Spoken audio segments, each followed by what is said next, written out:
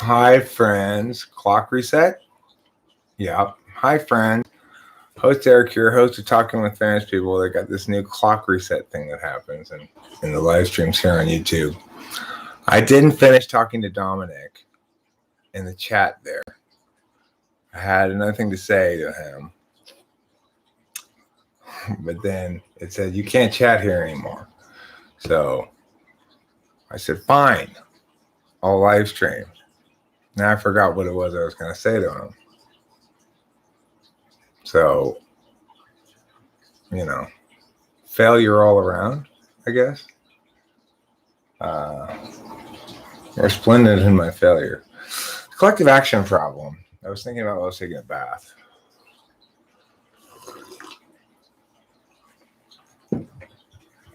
How the collective action problem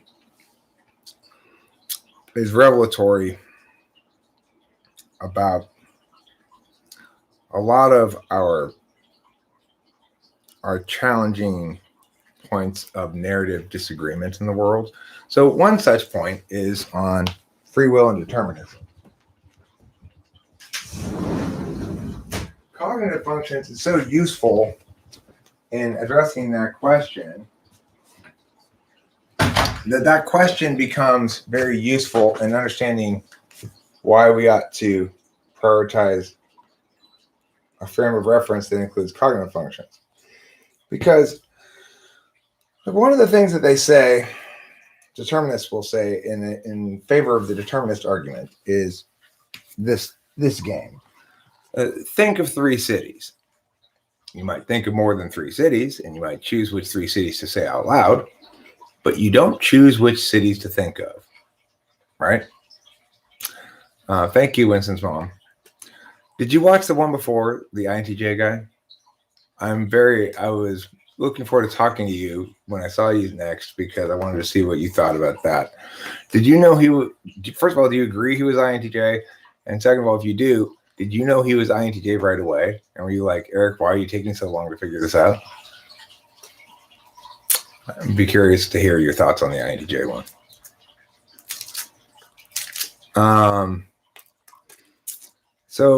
Anyway, what was I saying about the collective action problem? Oh, well, it starts with the idea that because you don't choose which cities you think of, that as a consequence, there's determinism. Of course, that's just one kind of prompt you might give somebody. That prompt produces knowledge. Knowledge is received information. It's not gotten information. So whereas you don't choose to you don't choose which cities to think of to know, well, that is sort of implicit in the definition of it, isn't it? It's like to know something means you don't choose to have that piece of information. It's something that you receive automatically. In contrast, if you ask a question like, what's 12 plus 15 plus 4? You got to think about it for a second. Hi, Hambone. How's it going? And, of course, you've got to make a choice at some point as well. What TE was there where? Why would someone type that guy as ISTJ? Well, he seemed to have a fair amount of SI at his disposal, and he messed up on one of the TI questions, and it was hard to tell how high his TI was because of the slowness of the language in general. Hi, Dominic on Bruskists. So additionally, because it was difficult to get him to demonstrate either extroverted intuition or introverted thinking as definitively or thoroughly as I normally would be able to, it's perfectly reasonable for somebody to be, I'm not buying this INTP. He's not like a lot of other INTPs that I've typed. He seems, it was difficult. Might be difficult. You met Bogdan Yakubets at a Ukrainian church yesterday. Wow, that's cool. He asked me to take it down, I think. If it's not up anymore, he probably asked me to take it down. Sometimes they do. it shows the limits of my typing approach as well. Obviously, it's heavily language based, so I'm gonna have a higher success rate with native speakers of English than with non-native speakers, insofar as they're non-fluent. It's not really possible to eliminate all those variables from my typing approach because I can only type people as I type people, and I do the best I can to sort of intuit the right answer from a limited amount of data when I don't have as. It was the first time someone recognized him from his videos in real life. See, it's never happened to me either. See, it's gonna happen to you. Maybe someday. He's a lot more famous than me, though. How do you test for TI versus TE? I don't typically test for TI versus TE. I test for FE versus TE and TI versus FI. So it's like if I were to test for TI versus TE, it would be on a value thing. Like, what do you value more, being right or being effective? If you ask those questions straight up, though, people's self-identifying or self-reporting is kind of iffy as a means to do it. What type do you self-identify as, Dominic on Grussick? I'm curious. And what are your arguments as to why he's the type you say he is? So you were the first to know someone who was typed, I am popular now? I don't know what that means. Yeah, I don't know what that means either. I don't know what that means.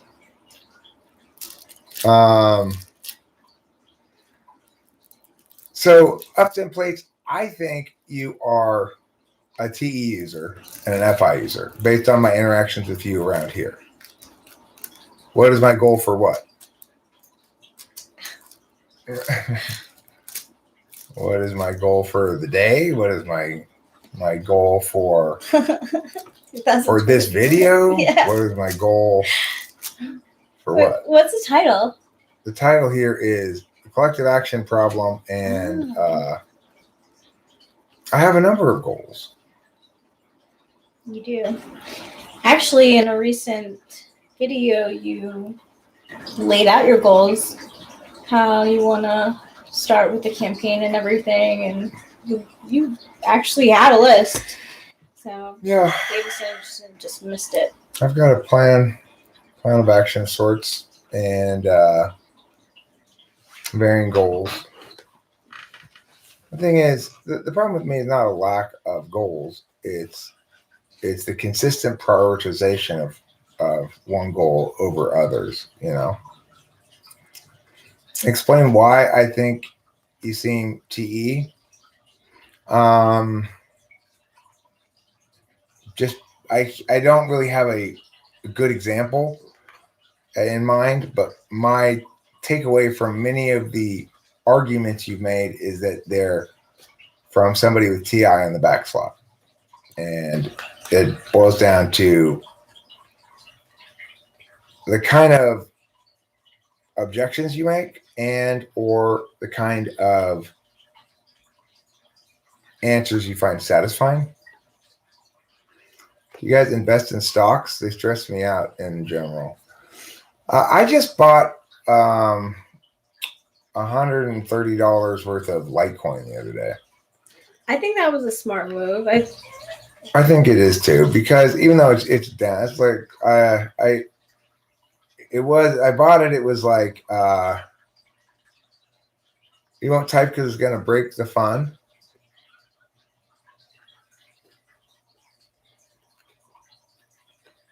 Okay, well, the thing is, PayPal now has you can buy crypto. You can buy 4 different kinds of crypto on via PayPal. I don't know if they're going to sustain that that amount of cryptos that they offer or not. If they're going to begin offering more cryptos or not. But my take on it is, this was a fairly recent change to PayPal a couple of weeks ago, and I bought some of the crypto that's available on via PayPal fairly early after this change. I would suspect that gradually more people who have PayPal and use it will decide, you know what the hell? I'll buy some whatever.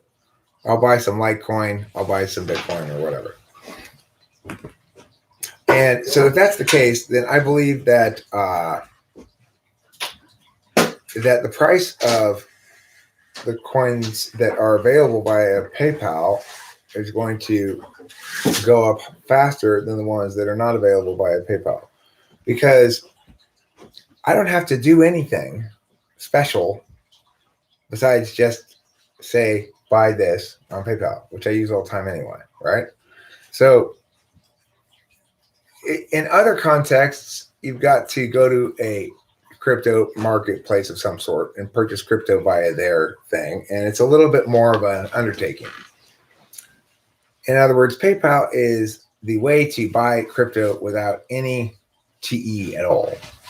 And my take on it is that people will gradually, the people who are less bold or less investment minded will gradually start picking up the coins that are offered by PayPal, and that as a consequence, the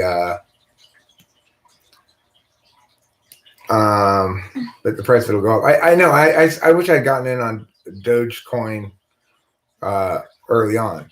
The thing is, I don't believe it's a good idea to participate in any of the stock market shit that Reddit's doing. I do think it's a good idea to participate in the crypto shit that Reddit's doing, because crypto's value isn't linked to performance at all. In other words, you're not expecting it to profit, you're expecting it to appreciate. So I didn't know that. It's a different kind of investment, right?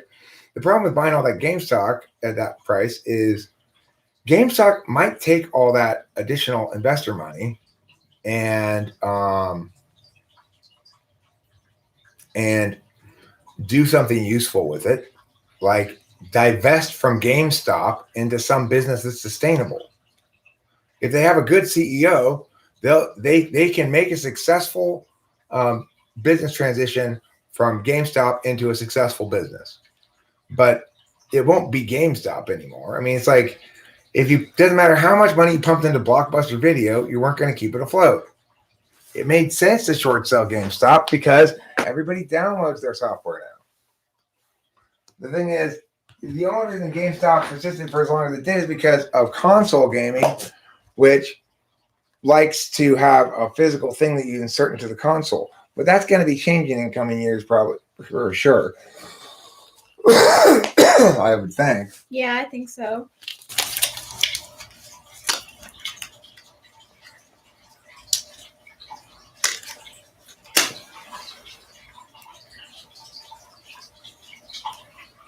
If I want to inform, did you ever answer my question about that INTJ guy? Did you think he was an INTJ? And if so, did you think so way sooner than me?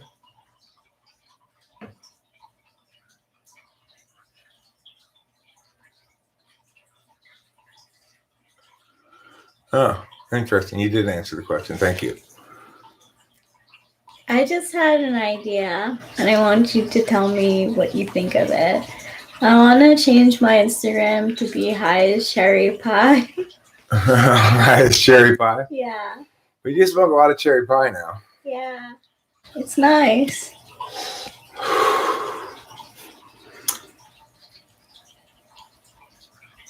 Well, the reason for that, Sky Gear, is because I have had 3 premieres in the last 24 hours, so this one probably doesn't send out any notifications. Right, 3 typing sessions premiere. Should I have a play on words and have it HI as cherry pie? Yeah, but then that makes you seem very sexually available. Okay, so I'll keep it as Lazy Daisy. I know what the reason is, but it's BS. I want everything. What? Okay. I should be given the option to have it. You can't have everything, Sky Gear. Where would you put it? As Stephen Wright once said.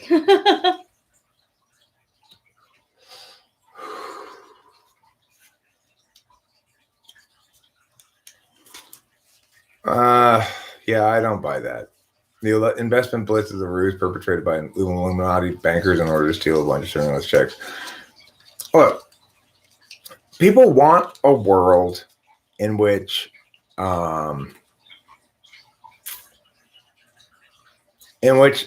don't have to do their own work, right? One thing about cryptocurrency is it's a way to delegate your work to computer.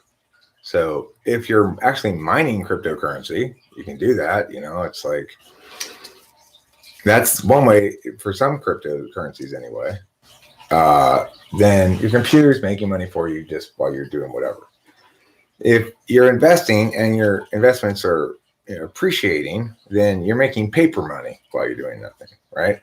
So I saw in the paper today that hedge fund lost 53% of its value. It lost 53% of its paper value. So I don't know when they shorted to, but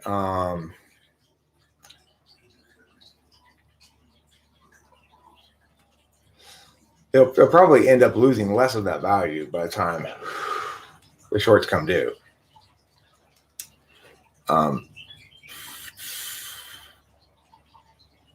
The other thing is, whoever has money invested in it,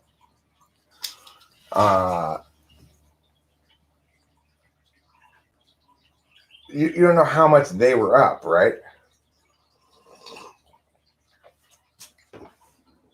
So, like, let's say Joe invested in this hedge fund 10 years ago, and he's already quadrupled his money. Now he's lost half of it. He still doubled his money, right? The thing about these funds is people who don't think well about economics see them as monoliths of interests of the wealthy, of some dominant elite. But that's just not how they are.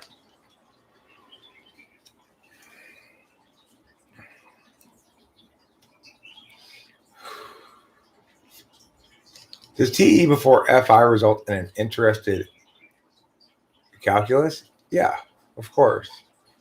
Because you have to know what you want to get to know how to get it, right?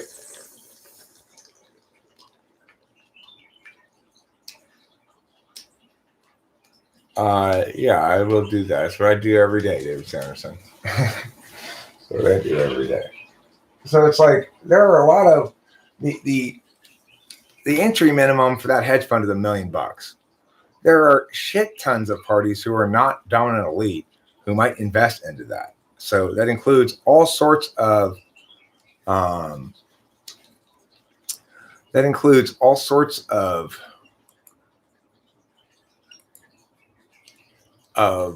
public sector pension funds, and it includes people who are moderately wealthy, maybe because they've worked hard their whole lives. The thing is, in the current status quo, people who just work for wages are never going to have as high a standard of living as they'd like to have, because it's an expensive place we live in this world. Things cost a lot. However, it's also important to remember that the average person now has available to them what used to be available to 1,000 years ago was only available to the single richest, most powerful person in the world. You can imagine 1,000 years ago, the single most richest, powerful person in the world could have in his mansion on hand multiple troops of actors who could put on every given play that's ever been made at a moment's notice. Multiple symphonic orchestras. They could have whatever song they wanted to hear play at any moment's notice, and a complete library, so he has anything he wants to read at any moment's notice. You could imagine that was possible 1,000 years ago, but you'd have to be the most rich. You have to be the richest, most powerful man on earth. Nowadays, everybody has that. So it's kind of important for us to remember what comprises genuine wealth. Genuine wealth is the ability to do what you want. In that regard, I'm pretty wealthy because I'm able to do what I want most of the time.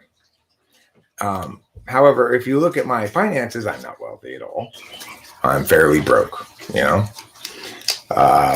I make enough. We make enough to get by. And to get the things we want to get and the things we need to get, but we certainly don't live high on the hog or anything. No. The collective action problem is basically breaks down to this: how do you assign correctly blame and credit for collective actions? So you can imagine a situation where some evil organization like the League of Villains or something decides to make a bomb and blow it up in a city or something. Now, let's say they subcontract out a lot of this work. So they know they need this piece of equipment that is a timer. And so they subcontract that piece of work out to the timer company. And they end up subcontracting out every piece of the bomb that they need. Then they don't subcontract, but in-house, they have individuals who don't know what the plan is, put together different parts of the bomb, not aware that they're putting together a bomb. And then they have another party put together the different parts into a bomb, still unaware that it's a bomb. Meanwhile, just the top level people know what's really going to happen. Then they hire a delivery guy who's unrelated to the company to take the bomb to the place where it goes, and it blows up and kills some people. Now, who's responsible for those deaths? Well, almost nobody is going to think that the subcontractors are responsible for those deaths. So in other words, if you sent out for a timer and I sent you a timer that you ordered, it's not my problem if you make a bomb out of it, right? But somebody's responsible for those deaths morally. So the answers to these questions are addressed legally in various ways. You don't have to know how exactly your behavior in a criminal organization was going to be used criminally. As long as you know it was going to be used criminally and that you're part of a criminal organization, you can be held culpable for participating under the RICO statutes. So that's for criminal culpability. So in other words, if I'm part of an organized crime gang and we all participate in this bomb making project, but only the boss knows it's a bomb making project, but we all know we're part of a criminal gang that does crimes, then presumably we'd all be criminally liable for the bomb deaths, even if we had no idea what to do with it, right? What was going to happen, because we did have the basic knowledge that we were engaged in criminal activity. And so in other words, the right hand doesn't have to know what the left hand is doing as long as they know they're in a conspiracy to do something bad. As long as both hands know they're in a conspiracy to do something bad. The collective action problem is often expressed then in terms of where it breaks down. So after World War II, you had soldiers from Germany saying, I was just following orders. And the general response from the West was, that's not good enough. That everybody has a moral responsibility to not follow overtly wicked orders. And then there was an attempt to sort of, taxonomy out all the kinds of orders and which ones were legit and which ones were not. But the collective action problem begins at one end where the person doesn't know anything at all about what they're doing and how it's contributing to the problem. And they have basically no culpability, no matter what their contribution ended up doing, provided they had no good reason to know. Turning a blind eye is not considered adequate legally. So if any reasonable person looking at the thing would have recognized this as a criminal activity, then you can't claim, well, I just didn't. No, I was just focused right here, and I just didn't look to the side of me to see these guys with the guns and the bags of cocaine and whatever, So that's not going to fly. But if you have a legitimately don't know, then you basically have no culpability, either civil or criminal. Now, at the other end of the scale is the I was just following orders Nazi soldier. If you're being ordered by your boss at work to go out and murder somebody and bury him in a ditch out in the country, then you can't claim that your boss is responsible for your bad behavior, because the specific act that you're being asked to engage in is in and of itself wicked. So the collective action problem is that lots of stuff falls between those two things. And so we have to determine one way or another what comprises culpability. In some sense, it's the answer to rights if you're trying to contradict rights.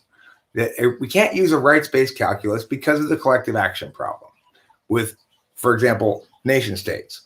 A lot of people will say what's known as international realism is a school of thought that says nation states are not moral actors and can never be moral actors. Their only duty is to uphold the interests of their own citizens. Of course, that's a fancy way of bypassing the question, well, is it in the interest of our own citizenry for us to engage in overtly wicked behavior, as a policy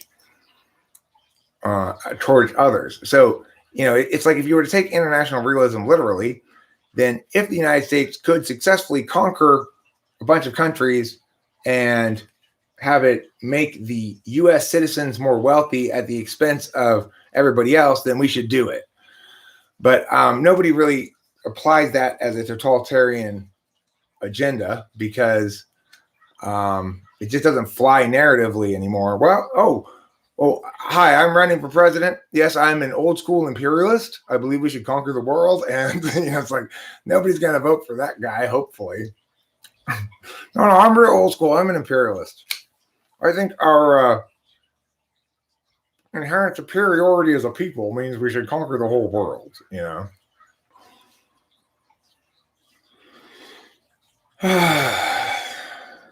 Right. Well, so here's an interesting phenomenon that happens. Like Katie is talking about, plunder. Right. My foreign policy is basically plunder based. We should use our military might to plunder other countries. Enslave their people, stuff like that. That's a good. I like what you're saying right now. Yeah, it seems like it's in the best interest of the United States. Yeah. And I'm a patriot, so fuck those other countries. Plunder we shall. Okay, well, let's just fall. You can pillage. The rest of us will plunder, but you go ahead and pillage. Yeah, that's fine. I understand we need a little pillaging in there, too. Okay, so anywho, what was I going to say?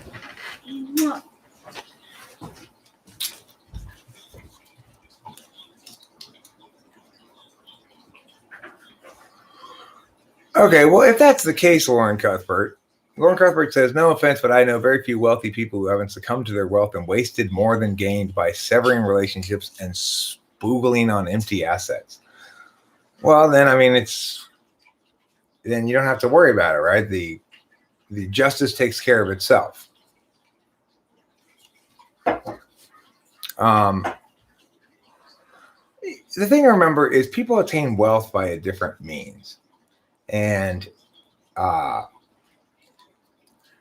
there's a lack of differentiation, right? Like my family is not wealthy, but we're comfortable, My parents were both public sector employees, and they bought a home in a neighborhood where the property values appreciated a great deal. And my grandmother was relatively well off, a pharmacist. And my parents borrowed some money from her to make some investments, paid her back, and managed a couple of rental properties for a while. Invested in the stock market long term, and And my dad was very good in dealing with the public sector employers in terms of negotiating their retirement deals. So the thing is, either one of my parents gets both my parents' pensions until both my parents are dead. So my dad set that thing up with a golden handshake kind of thing. My parents have been retired now for 20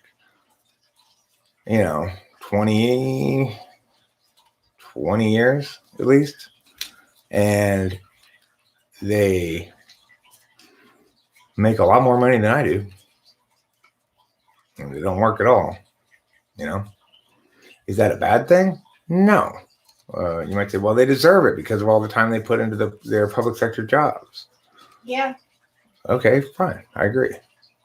I'm not arguing against it. But the point is, you might say, well, because they did such good investing, they shouldn't get those public sector pensions. They don't need them. Well, we sure as hell do, because it's costing 10 grand a month to keep my mom in a nursing home. Mm-hmm. It's not like, the thing is, people assume you need this much money. Yeah. It really depends on your circumstances and how much money you need. If you live in Manhattan and you make $200,000 a year, that is the same as making $40,000 a year in BFE. Yeah. Yeah. Also, why disincentivize responsible behavior is another good question. Sure.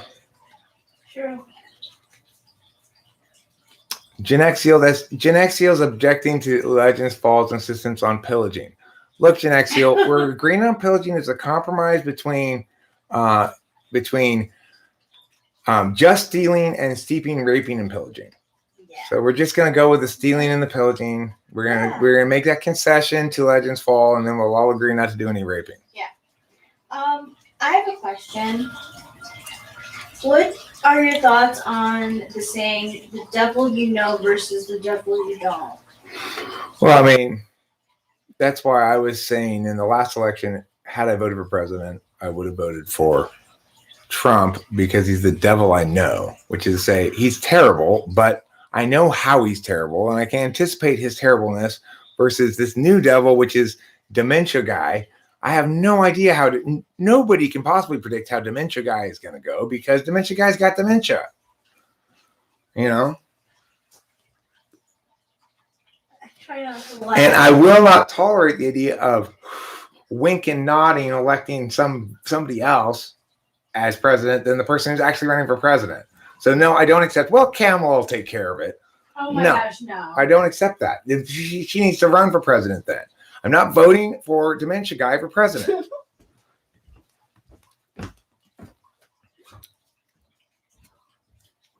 Now, I'm fine with that argument, Genexiel. Dementia guy will have a good cabinet. Okay.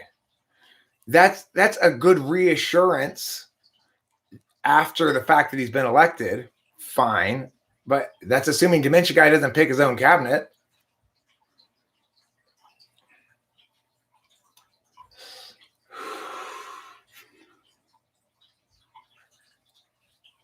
I mean, if you've seen the show Gacky and you know the character Dorian, we elected Dorian after he gets beat up so bad that he walks around going, candy, candy, can I have a piece of candy?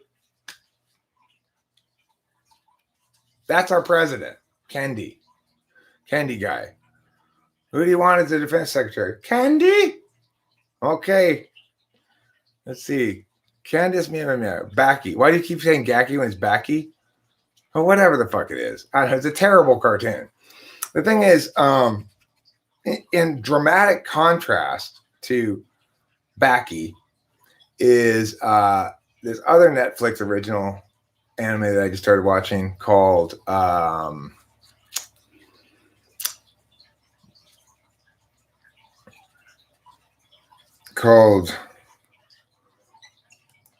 Do Ray Ray Ray or something like that. Let me see if I can figure out what it's called.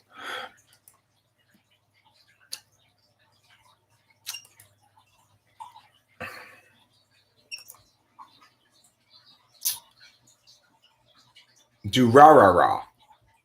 Do Ra Ra Ra is great. Now I've watched Doro Hidoro. I watched all of Doro Hidoro. Doro Hidoro is great too. But if you want to see, like, okay, ESFP makes a show. It's Backy. Okay. INFJ makes a show. It's Durarara. Durarara. Durarara is so brilliantly written. It is a stunning piece of work. I gotta say, it's the best anime I've seen since, it's up there with Fire Force, Attack on Titan.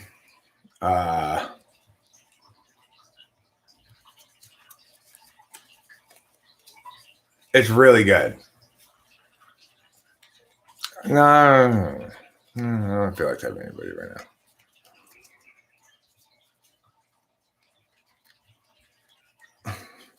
Let me just eat a bear to gain its power. Think Trump was healing for America? I mean,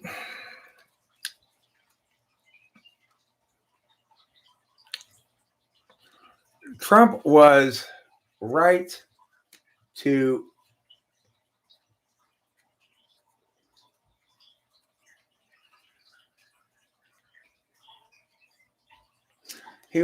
shit on the let's persist in a bureaucratically moderate way with our current clusterfuck of a disaster.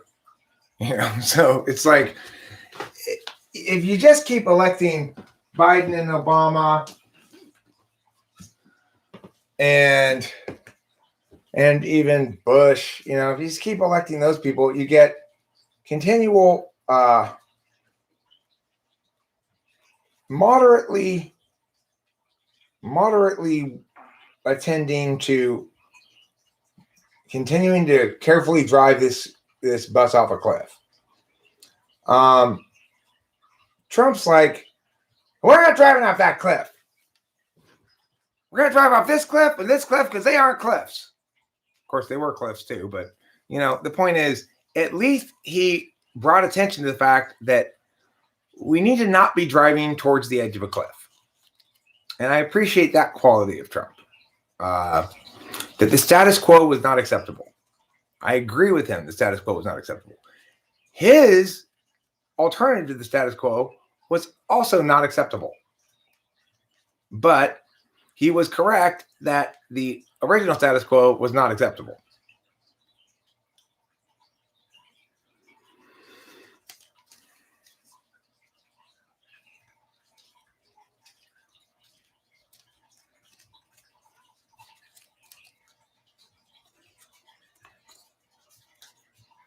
One of the funniest scenes I've ever seen in anime is in Doro Hidoro.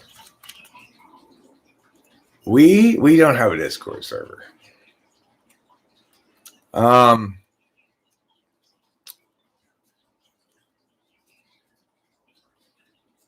It's been rebranded because I said I don't want anything to do with this fucking Discord server after I got pissed off one night. He dropped bombs on the club, dog. He was DJing. He made everybody raise the roof. He played Ice Ice Baby, followed immediately by You Can't Touch This, followed immediately by Pressure. Bum bum bum bum bum bum bum. Get it?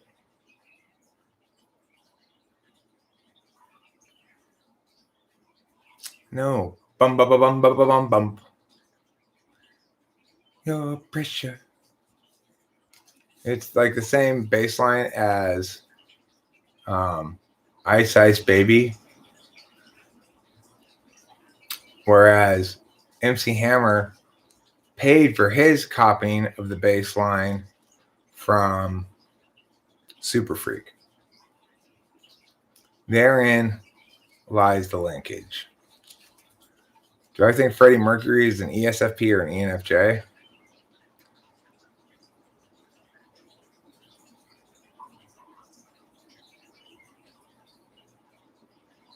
I think he's an ENFJ.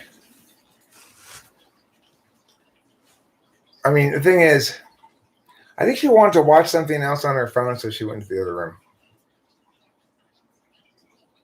She was bored by my boring conversation. So somebody said, now Eric's going to rant about COVID lockdowns. I'm not going to rant about COVID lockdowns. I actually feel rather giddy about the realities that I'm seeing. So when I, it's like when I look about at the paper, the COVIDians have really got themselves into a narrative clusterfuck here.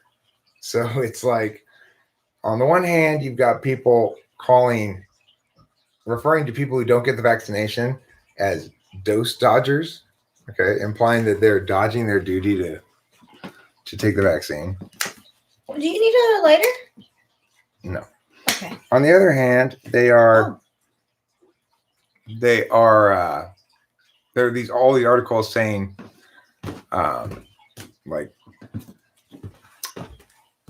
face masks may prove more effective than the vaccine in stopping COVID. And sure, I give consistently excellent advice regarding that matter, actually, Conor McGregor. Just because I don't follow it myself, well, that's consistent with TE counter values, I guess. But yeah, I'm actually quite knowledgeable about it.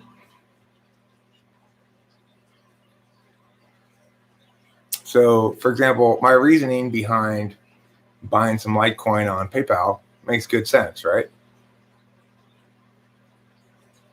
That since PayPal is now offering that, and a lot of people now have an easy way to buy crypto that they didn't previously, that it seems likely that a substantial increase in investment in these coins that are offered by PayPal will follow in the coming months. And if I hold on to it for a few months, it'll go up. But that seemed like a reasonable conclusion to draw. Yes.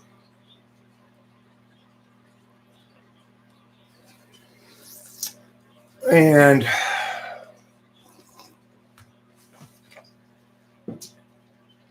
keep in mind also, Conor McGregor, understanding economics extremely well doesn't mean that I manage my own finances well. I don't. Oh, you mean did I buy my crypto? No. Conor McGregor. I just had an idea. Yeah, we'll hide him next time. It's fine. I wonder who this particular hater is. So there's this guy he's kind of like a stalker who comes in here. For those of you who haven't seen him before, and he has one critique that he continually hammers, which is that I live at my dad's house and I'm a freeloader. Of course, I mean, okay, whatever. But the point is, I'm curious about him because you think with all the amount of time he spends hating me, that he'd be able to come up with something else. It's like, is that the best critique you have of me, that I live at my dad's house and that I'm not rich? I mean, okay, you're right. I live at my dad's house and I'm not rich. Even when I was working 60 hours a week, I was not rich. My ESFJ wife bought way too many shoes for me to be rich. I know that I've had a lot of packages lately, and Rachel, I was not okay, trying cool, to do anything. Cool. I don't want to be placed in that category. That's why. No. Okay, cool. I really do try to like. What's crazy, Rachel, is you get those packages, and I can just smell off of you the concern that I'm looking to see your packages that you got and making note of them and wondering how much money you're spending and stuff like that. Gosh. And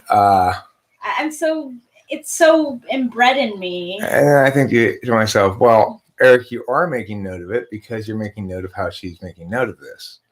And then I think, oh, that's interesting. And I start thinking about something else. I don't know. I don't give a fuck. You know, you and I both have the same attitude towards money, which is it comes and goes. You know, we spend more when we have more. We spend less when we have less. Yeah. You know, it's very nice to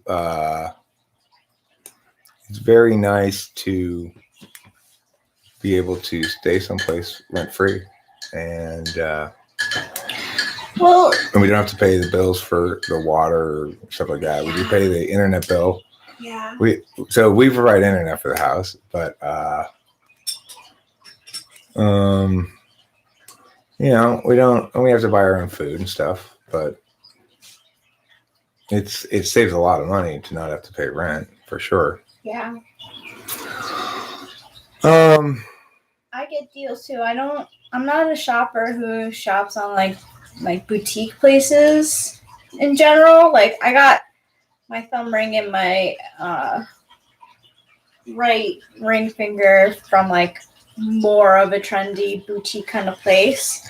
But Delilah showed me this app called Shein, and it's all like I told you, like it's like stuff that they make for like H&M, but they just put the label on of H&M on it. You change the label and it's the same thing and it's cheaper.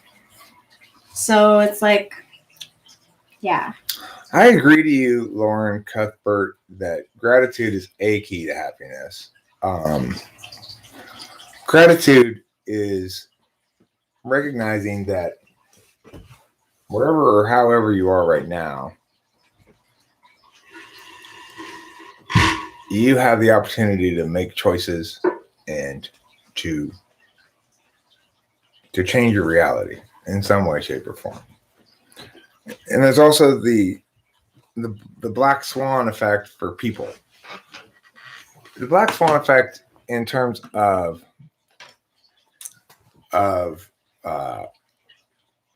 history or science or whatever is demonstrated by Malthus. Malthus said, we're going to run out of food because I've extrapolated from our current food production, the land space, and the population. We're going to run out of food soon.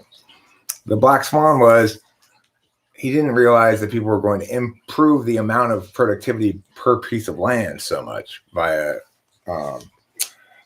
fertilizers and irrigation and stuff like that. So if you were a buggy whip designer, and no, it's my money, Connor. It is. It's my money. Okay. I'm gonna put you on timeout again because I want to chat a little bit more about you, and I want you to stay here and listen to me talk about you. We are matching, and it's not on purpose. It does look nice, though, I have to say. So, if you were a buggy whip designer right before the invention of automobiles, and you invented a fantastic buggy whip that helped horse-drawn carriages be more effective, then you did nothing wrong, but you got upended by a black swan. Namely, automobiles rendered your area of business deprecated. Thrift and family support are things to be proud of. Thinking otherwise is a poverty trap. The troll hates you, so of course he tries to shame you for elementary virtues. Thank you, Horse Mumbler 1. Well said, Horse Mumbler 1. Yeah. The thing is, he's actually not trying to shame me for elementary virtues. He's trying to position elementary virtues as a failure to uphold other elementary virtues. So there is sort of an elementary virtue of self-support or independence that has some value, but I'm not so individualistic as to imagine that we'd all be well served to function as totally independent individuals, each fully in charge of all of our responsibilities and excused from none of them. People do different things in different roles, you know? Yeah. It's like it used to be for a long time that most women were housewives, and that society afforded the average family the ability for the man to work, and that was enough to support the whole family. You know, things have changed, obviously, and that's a good thing. You know, your neighbor across the street, your dad said that he's probably going to be living with his mom, and he's going to be what, lieutenant? Right. There's a chance that my childhood friend Chad, whose mom still lives across the street in his childhood home, and I see him out there, you know, doing some chores for his mom periodically. There's a chance that he might become LA County Sheriff, interim LA County Sheriff, which is like, you know, the current LA County Sheriff is under a bunch of turmoil. And Chad is the right age, right level of advancement, to be named interim LA County Sheriff. If that would be the case, it would just be so funny, because so many people around me have gone on to accomplish such notable things, and I have not gone on to accomplish things. I mean, well, the thing is, the notable things I've accomplished are, like, as a coach, I accomplished some notable things in the debate community. But, you know, my former assistant coaches went on to accomplish even more notable things. And my former debaters went on to accomplish more notable things. You know, it's like the debaters are the ones who won the national championship, really, not me as the coach. Now, obviously, being a good director of a program that always wins is its own unique skill. And that was gratifying for a while. But I really feel like I felt for a long time like it's the first time I ever read the term in Wheel of Time of, like, taurine, this is somebody around whom reality bends. I interpreted it slightly differently than in the book and said, it's somebody around whom reality bends, and stuff always happens to people around them, but not necessarily to them. That happened. That's me as well. So until I moved here, stuff was happening around me. Like, people were, I guess, quote unquote, advancing, and I was like still stuck doing the same stuff that I had been doing over and over again. I didn't have any other way of living. Well, and the thing is, let's say you were Rachel in July before we got together. Mm. There's no way you're going to imagine or understand how dramatically different your life is going to be in just a couple of months, you know? No clue. I had no idea.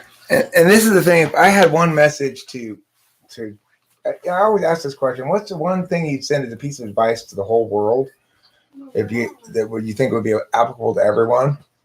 My piece of advice would be, when things are looking bad, or you're down or depressed or whatever, remember that it just takes one unexpected thing out of the blue, and that could change your entire life. You know, one unexpected thing out of the blue can change your entire life. And, you know, I've experienced multiple lives that I've mentioned before. Perhaps one or two of them would have validated with Connor. You know, I would have been successful enough for him to go, okay, you are making enough money to justify your existence. Oh. Kitty pageant winner, thank you. Oh, you love Daddy too. I know you love him so much. Connor says, I'm just hoping you have a realization that you are a man child. I refer to myself as a man child. Yeah, he does. All the time. Ask your daddy to be honest with me.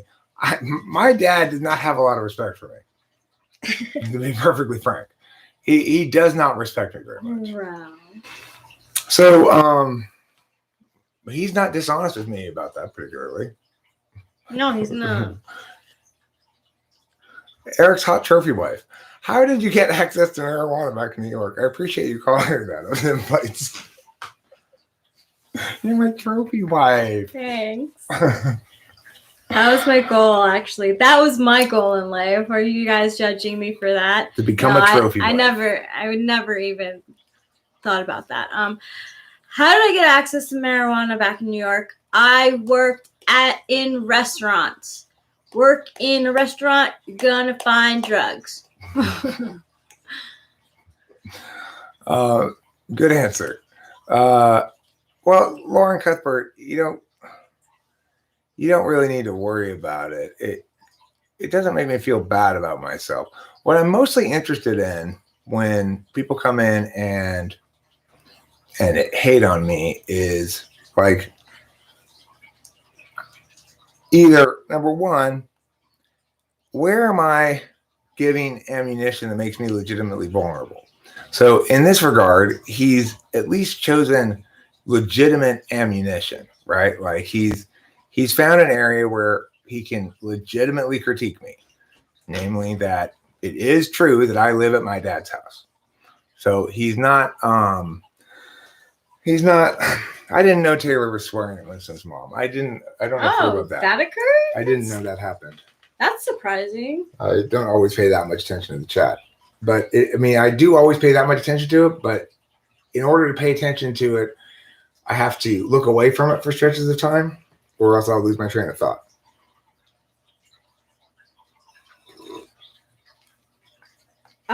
Right.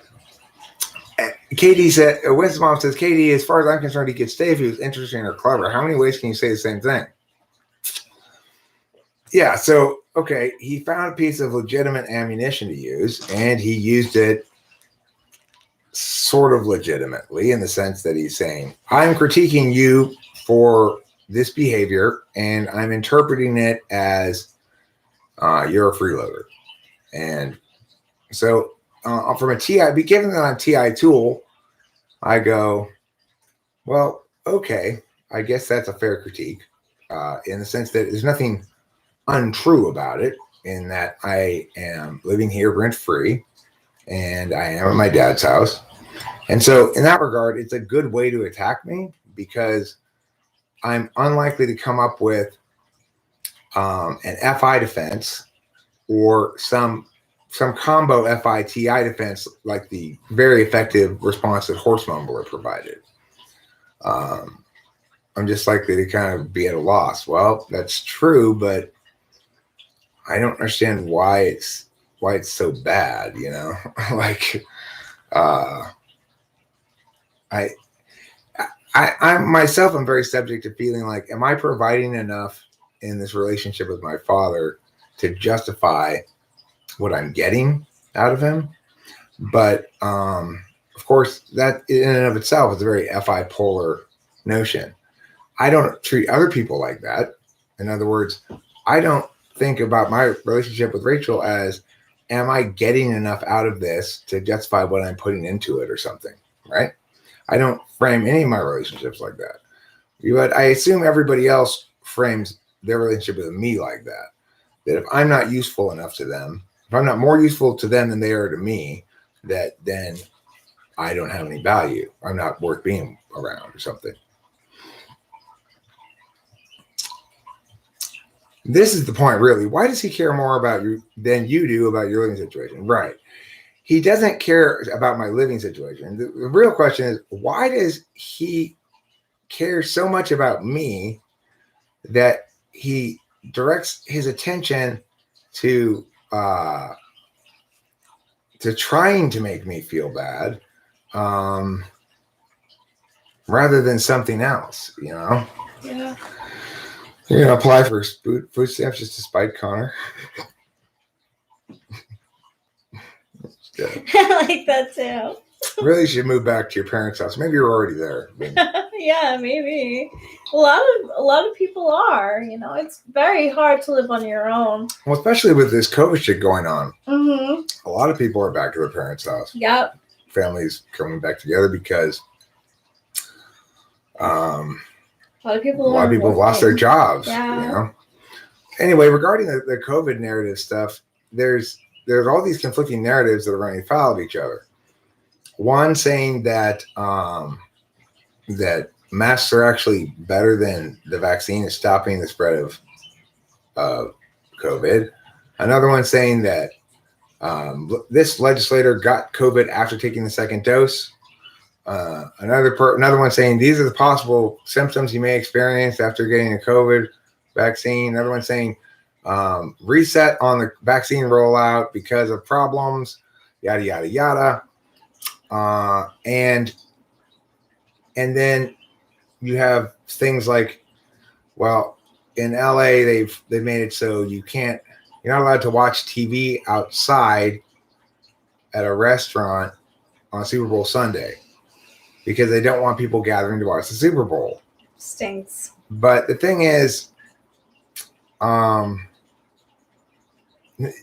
run afoul of some problems here, right? Because they made a regulation already that says you can't feed people inside your restaurant. You have to. So those restaurants that could, they set up tents outside in their parking lot areas if they had the room for it, and they serve food out there. Now it's legal.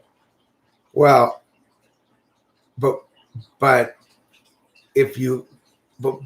still people are going to gather as a crowd if you show the Super Bowl. Wait, hold on. Why are they moved outside anyway? People gather as a crowd at Ulta, the makeup store, all the time. That was people gather as a crowd in all sorts of places. Mm-hmm. People gather as a crowd way larger at most major, like, busy stores than are going to fit into these tents anyway.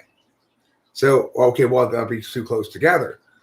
Well, not any closer than they are in the stores. People don't really respect this 6-foot rule. Well, but they won't have masks on because they're in a restaurant. Okay, but wasn't that why you moved them outside? You know, so it's like it increasingly becomes difficult for the COVIDites to have any kind of comprehensible justifications without running afoul of their own bullshit. So it's like if they're just running afoul of universal truths, they're not going to have a problem with that. But if they're running afoul of their own previous arguments all the time, and in fact, if two of their own arguments are running into each other, then they don't know what to do about it. Like, we want you to serve food outside. Okay, we did. Okay, but now you can't show TV there. Well, why not? Because people might actually take advantage of you serving food outside and gather there. We're trying to prevent that. Well, then why didn't you just say people can't eat at your restaurant at all, ever? Why did you say you can feed them outside? If, in fact, the rule that allows you to feed them outside and keep this much space between them is effective, then why wouldn't it be effective during the Super Bowl? Right? Yeah. If the reason it's good news to me is because my biggest fear was that the vaccine would work beautifully. It would be rolled out and it would stop COVID in its tracks and be the end of COVID. And you might say, God, that's wicked of you, Eric. You're saying you don't want to solve this health problem? No, what I'm saying is I don't want a repeat of this public policy problem. I want to preserve humanity for the long term, not for the short term. So we have to understand that these things set precedent. As it stands, I don't think any of us is going to go anywhere into a store, at least in the big cities, without a mask on for years, if ever again. If ever again.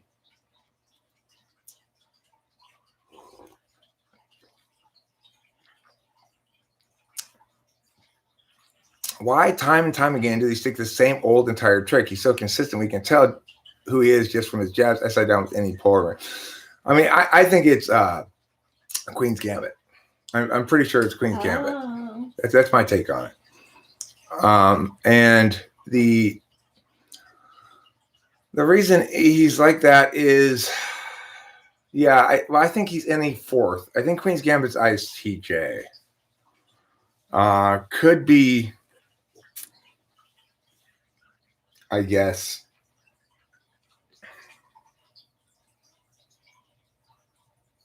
I think he's ISTJ.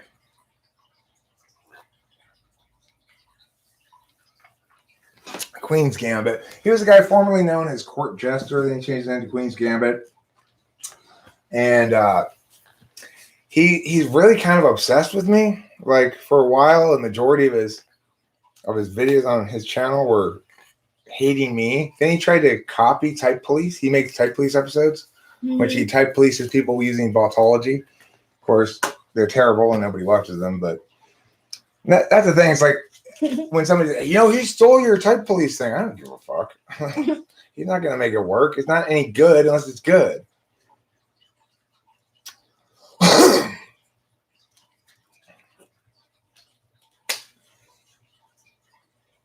But whatever. It's like, he's not the only one who hates me, right? There's a lot of people who dislike me because, the only thing I objected to with him doing Type Police was I said you cannot use my song.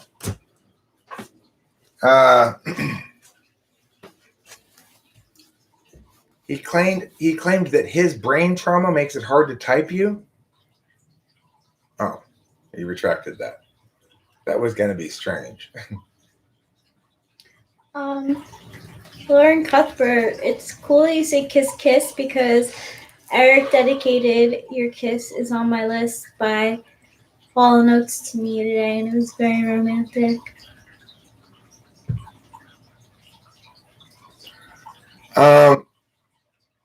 Well, he seems to have a deep and persistent hatred of me. Yeah. So I think what happened was eventually I Type Policed him, actually. And since then, that's when this, I believe, has begun, this particular recent run of Eric's a freeloader. Thanks, Lauren Cuthbert.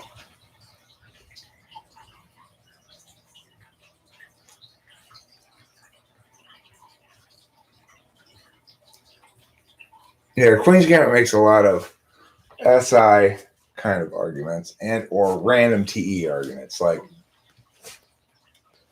well, I've applied voltological process A, B, and C, and that's why it's D. Yeah, but you don't explain why voltological process A, B, and C link to D at all. He mentioned you in his clinical narcissist video and used how you said you'll never be like me as an example.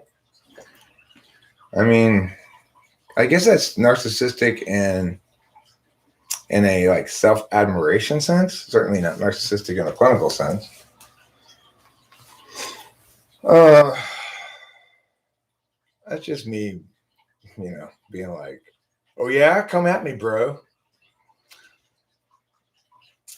The Peacock was doing that earlier today. Yeah. How do you test for any fourth slot versus TE fourth slot? I mean, I'd be more likely to check for FI Dom or FE Dom. I'm sorry, SI Dom or FI Dom. So it's an FI Dom or an SI Dom is pretty easy to tell the difference between. 4th slot NE and 7th slot NE can be challenging to tell apart. 4th slot TE, 7th slot TE, they can be a little challenging to tell apart, or 8th slot, but you can tell the difference between SI Dom and FI Dom pretty easily. SI Doms are very, I don't think that I have a cybernet bully. I don't feel bullied. I feel like, I feel like the fastest gun in the West sometimes, where everybody wants to come in here and show me that I'm not as good as I think I am or whatever. But I don't feel bullied because it's like I worry about being a bully. I don't ever worry about being bullied. It's just nobody's gonna bully me.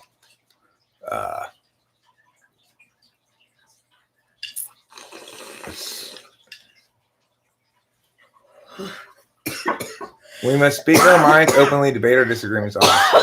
I agree with that. I agree with that message from Trump. Note, that is exactly what Trump refused to do throughout his presidency, was to debate the disagreements honestly. He didn't debate any of them honestly. So while his message is great, he didn't live by it at all. Yeah. He was incredibly dishonest in his rhetoric. You know, if you say you have a good reason to believe something, then provide that reason. Don't say it's a hunch or something else, right? Mm. That's incredibly dishonest in your rhetoric.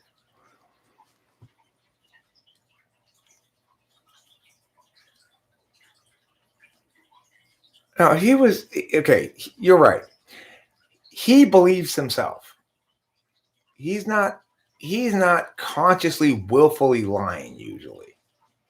He's positioning his belief as the truth.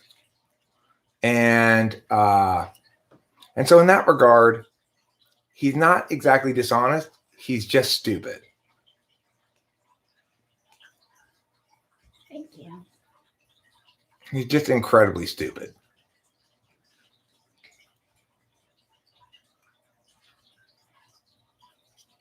So, you know, if you're that dumb that you don't understand how words can be determinate, then you're just an idiot. You're just an ESFP idiot, you know? Yeah. I'm a very stable genius.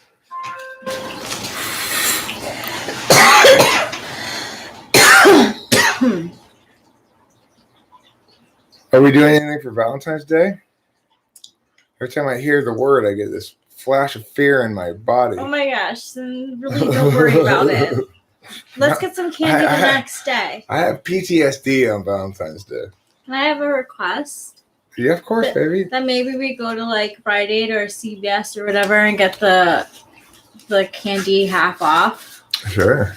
That's a great idea. Yeah, you know, it's like I spent decades of fucking up Valentine's Days. So it's like February 17th, the day after Valentine's Day. 7th? The 14th is Valentine's Day. February 15th is the day when Eric gets yelled at. Oh my god. Or February 14th. One of those 2 days. There's the day that I get yelled at for being a bad boyfriend or a bad husband or a bad whatever. No, and you're an incredibly good boyfriend. You really are.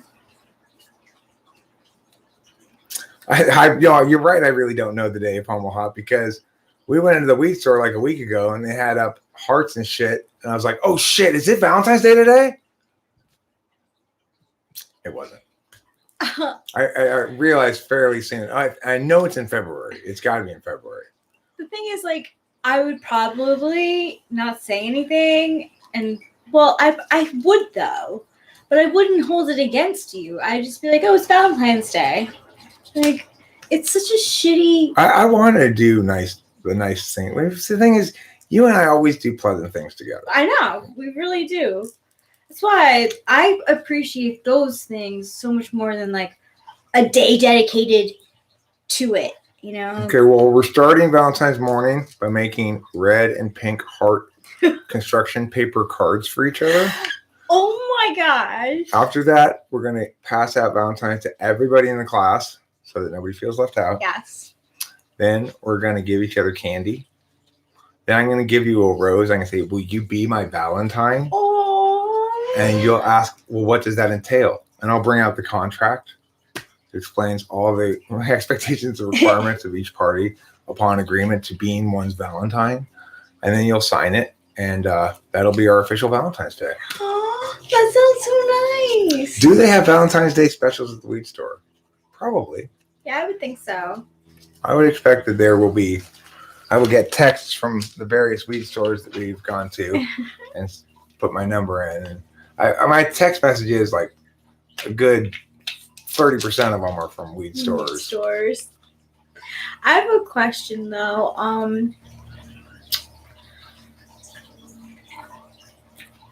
It's called Shrove Tuesday in the UK. Really? Why? What does that mean?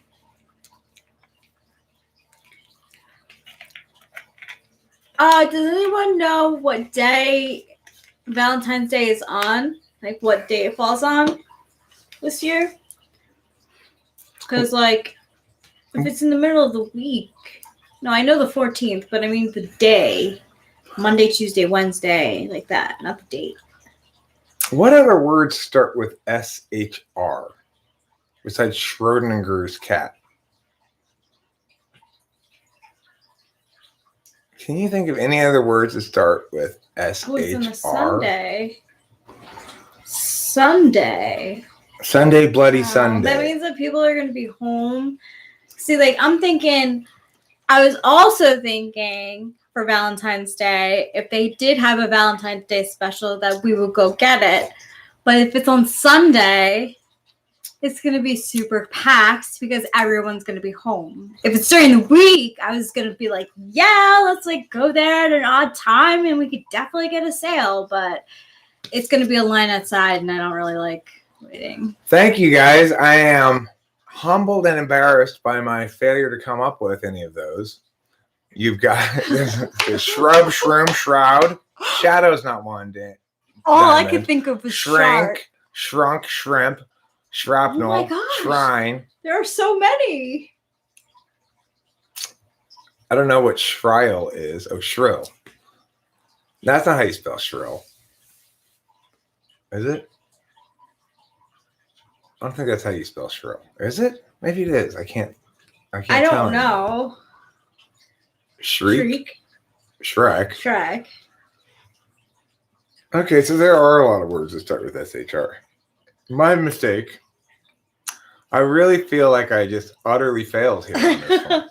Shrill. Maybe that is how you spell shrill. Okay, well, here's another challenge. How many other words can you think of that start with FJ besides fjord? Okay, I agree. Schrodinger's cat starts with SCHR. No, but I was asking for which one started with SHR. I was wrong to think that Schrodinger's didn't have a C in it. That was my mistake. The question isn't which things are like Schrodinger's. The question is which things are like, what was the word above? Oh, that the English lady said. Shrove. Shrove, yeah. What is a shrove anyway? Yeah, that's what I wanted to know. Fjork. Fjork is not a word. Pajama. What's pajama mean? Abbreviate Frank James. Okay, fair enough.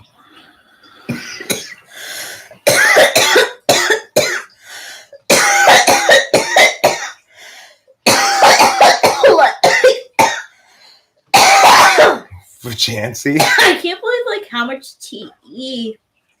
He can't be doing it alone. Vajancy is not a word. Okay, Raphael. You can't just make up whatever words you want and call them words. Yeah, no. Not vajancy and not pajama either.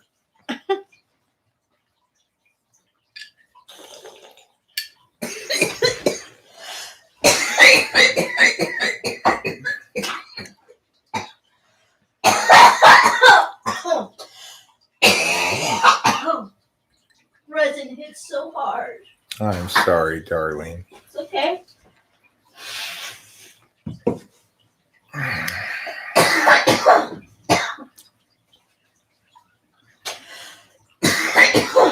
Karma Pimp says, we're not Scandinavian. Are you Nordic? My bad. Nordic countries always get mad when I call them Scandinavian. Wait, what? They're just Nordic? Yeah, well, I guess there's a difference between Scandinavian countries and Nordic countries. Oh. I think of all those countries that are Scandinavian and Nordic countries, I tend to think of them as the Scandinavian countries, including Finland, Norway, Iceland, whatever.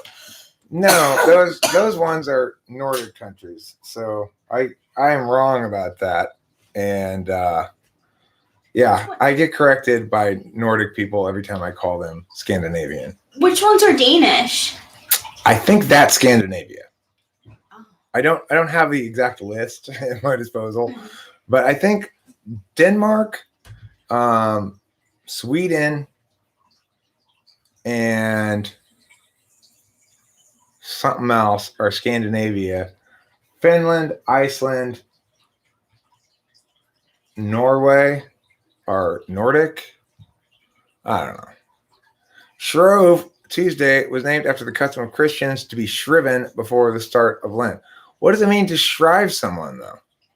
Have I been shriven? How will I know if I've been shriven?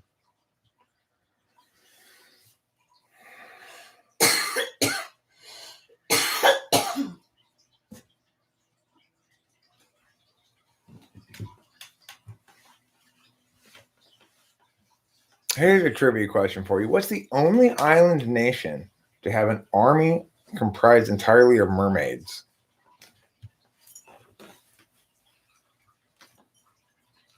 Iceland, Norway, Sweden, and Denmark is Scandinavia. Oh, Scandinavia. Phil, what's Nordic land? Finland, Greenland. What else is there in Nordic? No, the island nation was Atlantis. Oh, Atlantis, yes. island nation. It was, or I was thought Atlantis was always underwater, or No, it started off above water. oh. Then what happened is when it sank into the sea, all the humans evolved into mer people. Because that's how evolution works. Spam risk? Spam risk? No. Spam risk is calling you. It's the bank, probably. Wouldn't it be unfortunate if your name actually was Spam Risk? You would really have trouble getting in contact with people. Yeah. Your name's Spam Risk? Yeah, unfortunately, my name is Spam Risk. You know, back when I was born, spam didn't mean what it meant today. My parents were a big fan of the canned meat product by Hormel. I've never had spam before. I want to try it.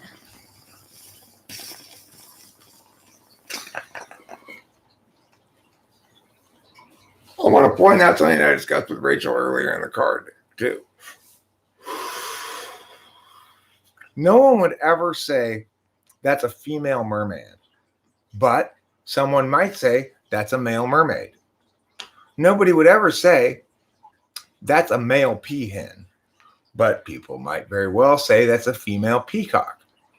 That's because peacocks and mer people are the opposite of each other. Peacocks, you only want to look at the males because they're the ones with the beautiful feathers. Mm-hmm. Mer people, you only want to look at the females because they are the only ones with boobs. And there's nothing interesting about mer people because below the belt, they're all fish. You can take that one to the bank and deposit it right there in your truth account, okay? Your long-term savings truth account. That's a good one, babe.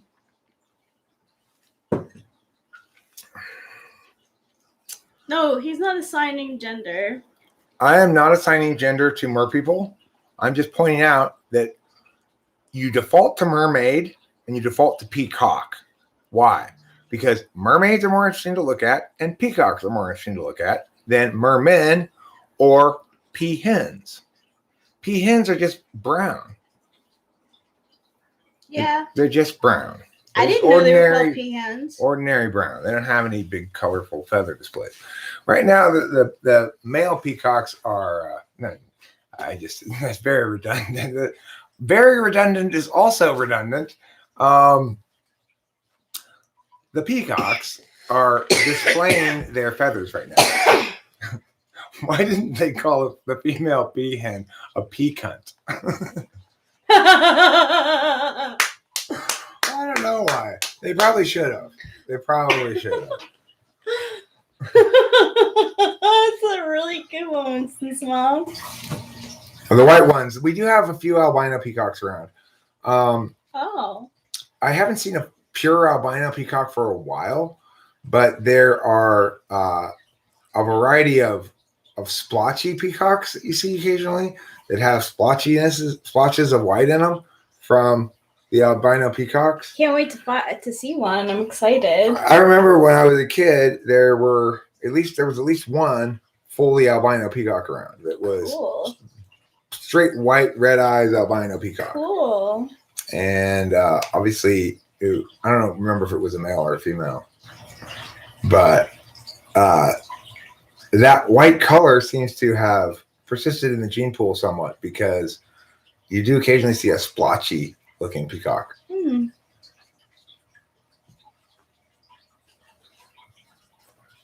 The other interesting thing about breeds is, in my neighborhood, when I was growing up, there was this tomcat who impregnated our female cat multiple times, who was a Manx, which is a cat whose tail is naturally occurring little stubby tail. Never heard of that. Yeah, they have very short little tails, and so the babies, some of them will come out Manx, and some of them will come out full tail. None of them will come out splitting the difference. Oh, that's so cool. That was like proving the basics of Mendel's P genetics philosophies, you know? Yeah. We were just watching that video about like splitting DNAs, and you could see in cats what DNA is most prevalent in the cat based on the coat. And that's why tabby cats are always only ever females, because when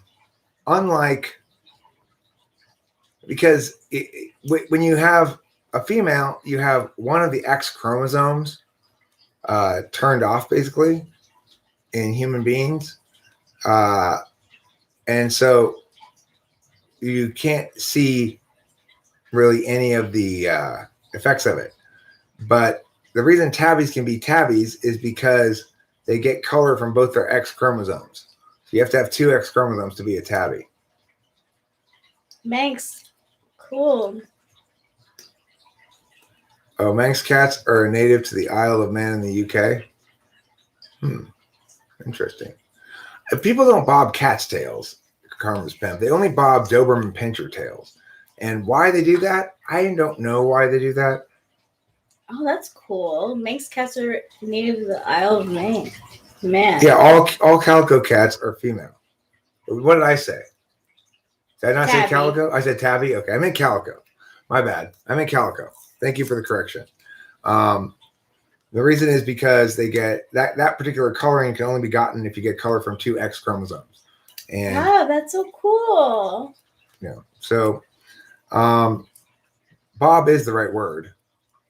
That is the right word. Yeah.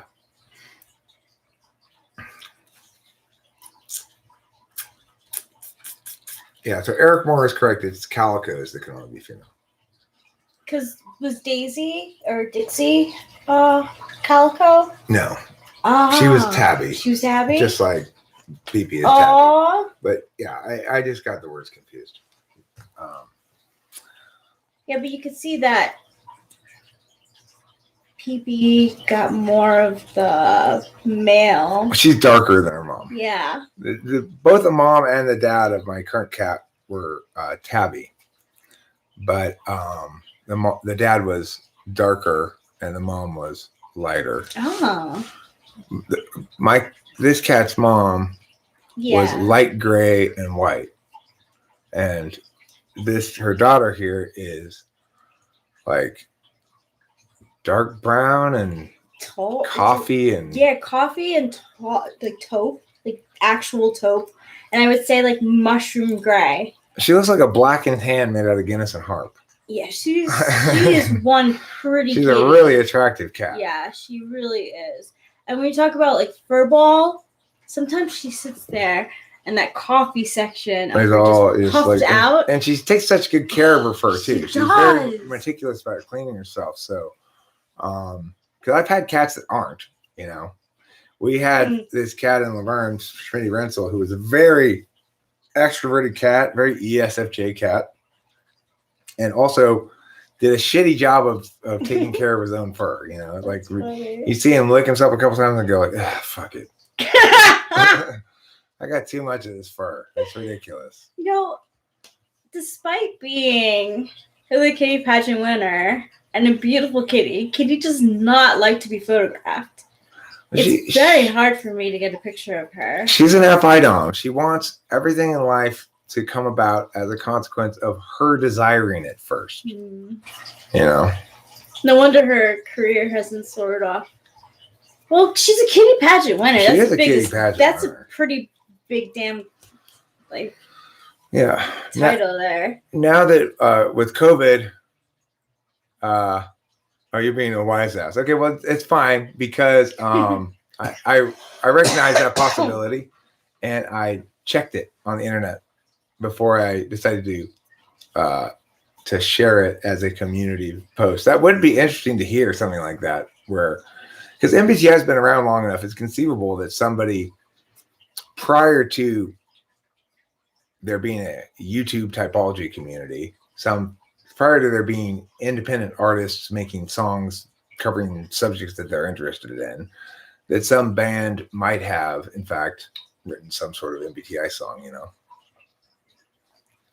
Yeah. I mean, like, I studied MBTI in my psychology class in 2004, 2005, so... Yeah, well, it's easy enough to fact check something like that, because if you put like ministry lyrics and then the phrase you put there in exact quotes, and it shows no results, so you go, okay, well, there's no article where he read this from, so it must have been a joke. That's fine. I make those kind of jokes all the time too. Is a thing. I'll always tell Rachel something like, the original the original lyrics of this were actually I'll be like, really? So and he'll giggle and he'll go, no. I made such a joke just the other day, but I can't remember what it is at the time right now. The thing is about making jokes in text is always a bit of a challenge, because there's information you can convey verbally that you can't convey in text. Yeah, that's right. Exactly. Dog 1969. That's a funny joke to play. Oh, did you know that Strata County was originally a bluegrass head? No, seriously. No, it wasn't. You tricked me. That's a trick. A Toiger? I don't know what a Toiger is. Is it a small tiger? For a while, potbelly pigs were all the rage. Mm-hmm. People like to get potbelly pigs as pets. The miniature pigs too. The neighbor down the alleyway from me in Temple City for a while had a full-size pig. They can be pretty big. And walk it around and stuff, and it was very friendly. Aww. Hey, look, it's Carissa G. Hey, Carissa G. You're a legitimate person, clearly. Mm-hmm. You are the spike monkey. You're a pig in Chinese astrology. I am a pig. Like how you declared that. Like the universe is going to give you all the money that the piggy bank needs. Okay, so there's attack subject number 2. Eric is a tweaker. Of course, I'm not a tweaker. And the reason that this individual chooses to attack me in this area is because there once was a time when I was. So I had a serious meth habit about 2001 to 2005, somewhere in there. Okay. And that's true. That was also 15 years ago, 16 years ago. So I'm not a tweaker. No, I may have been one almost, the better part of 2 decades ago, but I certainly am not a tweaker now by any reasonable definition of the word. Yeah, you've been honest. See, like this stuff is like they said, it like bothers the person who's saying it more than you. Lauren Cuthbert, a lot of time, tests, and patience. That's how I found my purpose in life. And it's Right never here. what you think it is gonna be. Huh? Seriously, I did not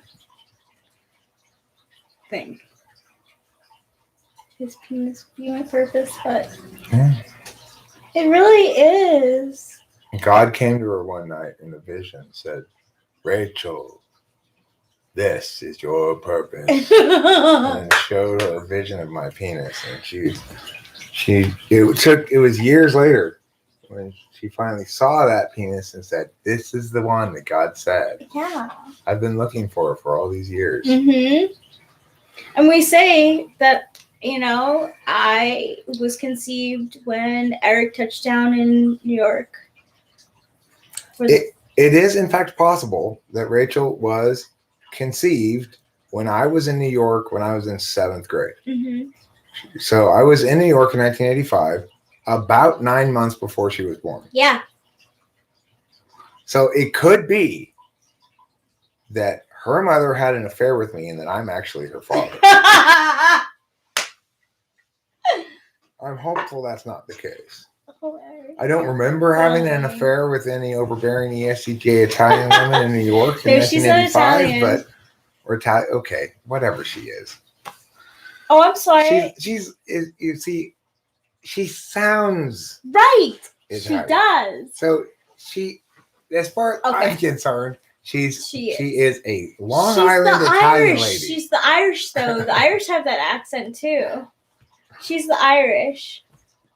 So, but isn't that a weird coincidence, or Irish whatever you want to call it? That knowing I know that I went to New York. There's no coincidence on spring break in 1984. Right? Mm-hmm. You were born in 85? Yep. Yeah, you were born in 85. 85. And I don't know exactly when that spring break was, but let's say it was the beginning of April. You were born, let's say middle of April. You were born middle of January. Yep.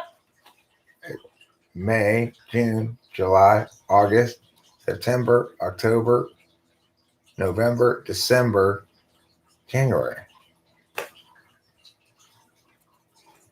Pretty crazy, huh? Yeah.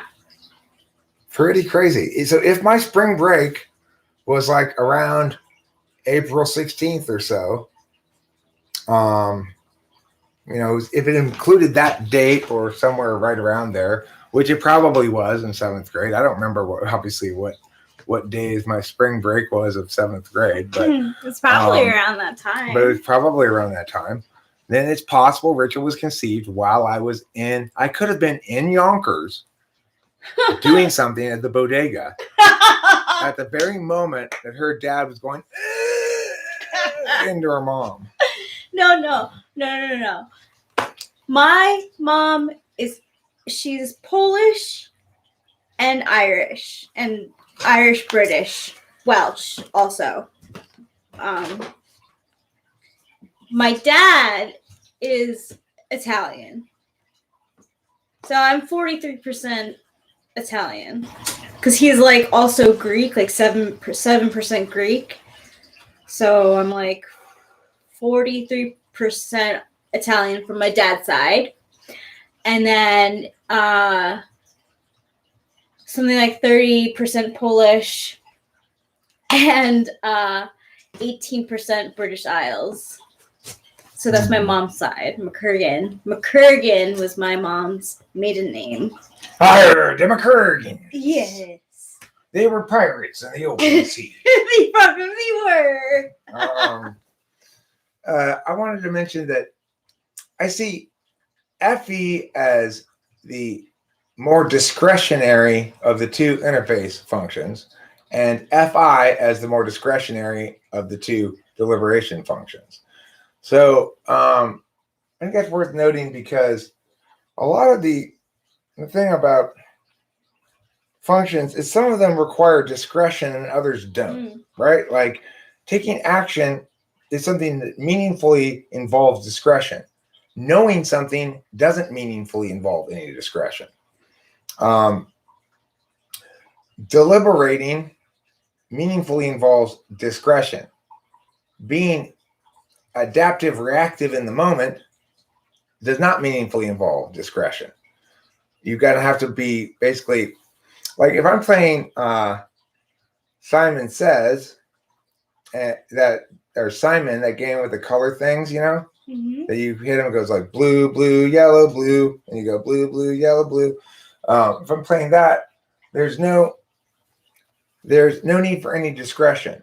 I'm just looking to my knowledge. There's no decision making. Well, Carissa G, if you meant to say you're a tweaker, then you shouldn't have said it's a tweaker, which suggested you were referring to me.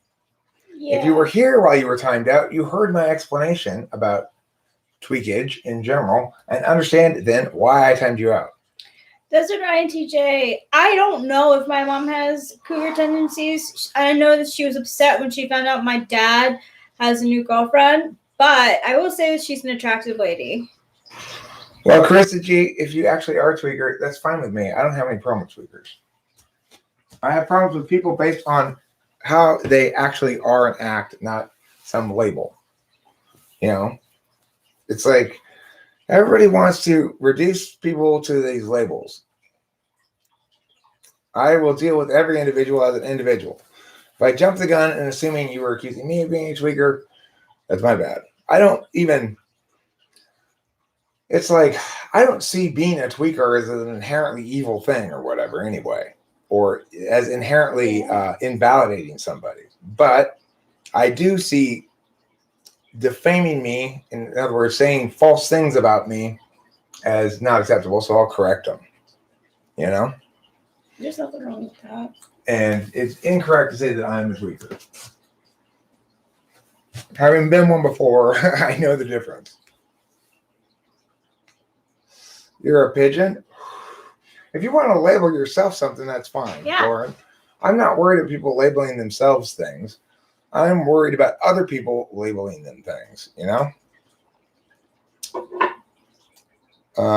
Yeah, my bad. I assumed that you were saying I was. So it's because I get attacked by that before. Also because you have a C instead of a picture in your circle, and you came in just after we banned somebody else. So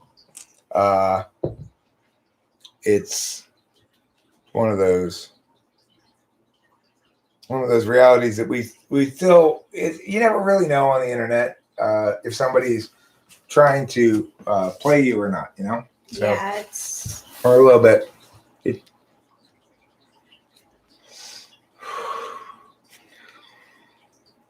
Well, if you've done some math, then maybe it's a good time to clean. Oh. You know, is your house clean? You know what? Speaking of meth, I'm going to go smoke some weed. Speaking of meth, I'm going to go smoke some weed.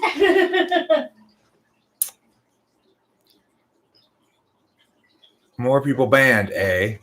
I'm pretty sure no new people have been banned. I think the same old people have been banned under new accounts on a few occasions, but that's what's happened. It's been a while since I've encountered somebody brand new that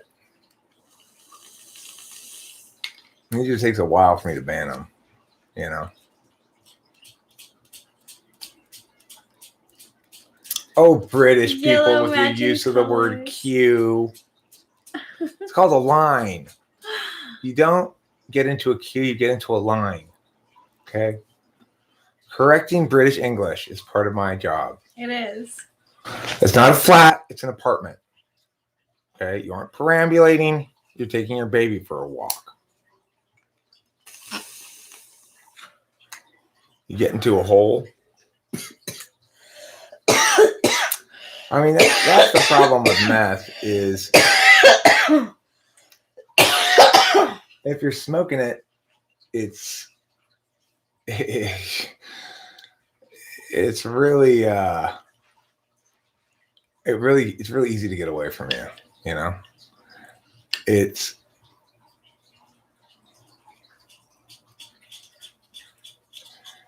difficult to sustain any kind of normal life if you smoke meth because you'll smoke some and then it'll be like hours later and then you'll smoke some more and then it'll be like 2 days later.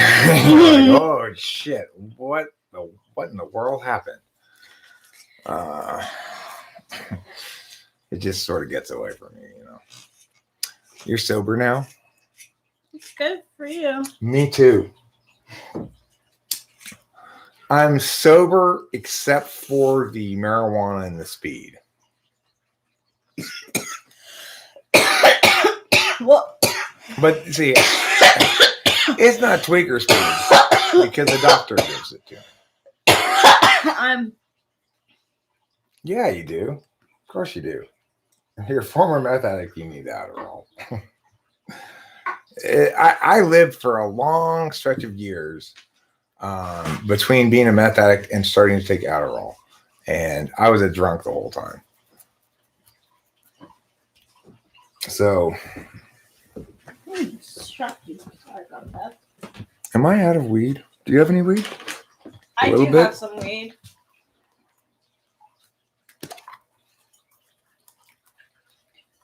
So here's what I'd say, Carissa G.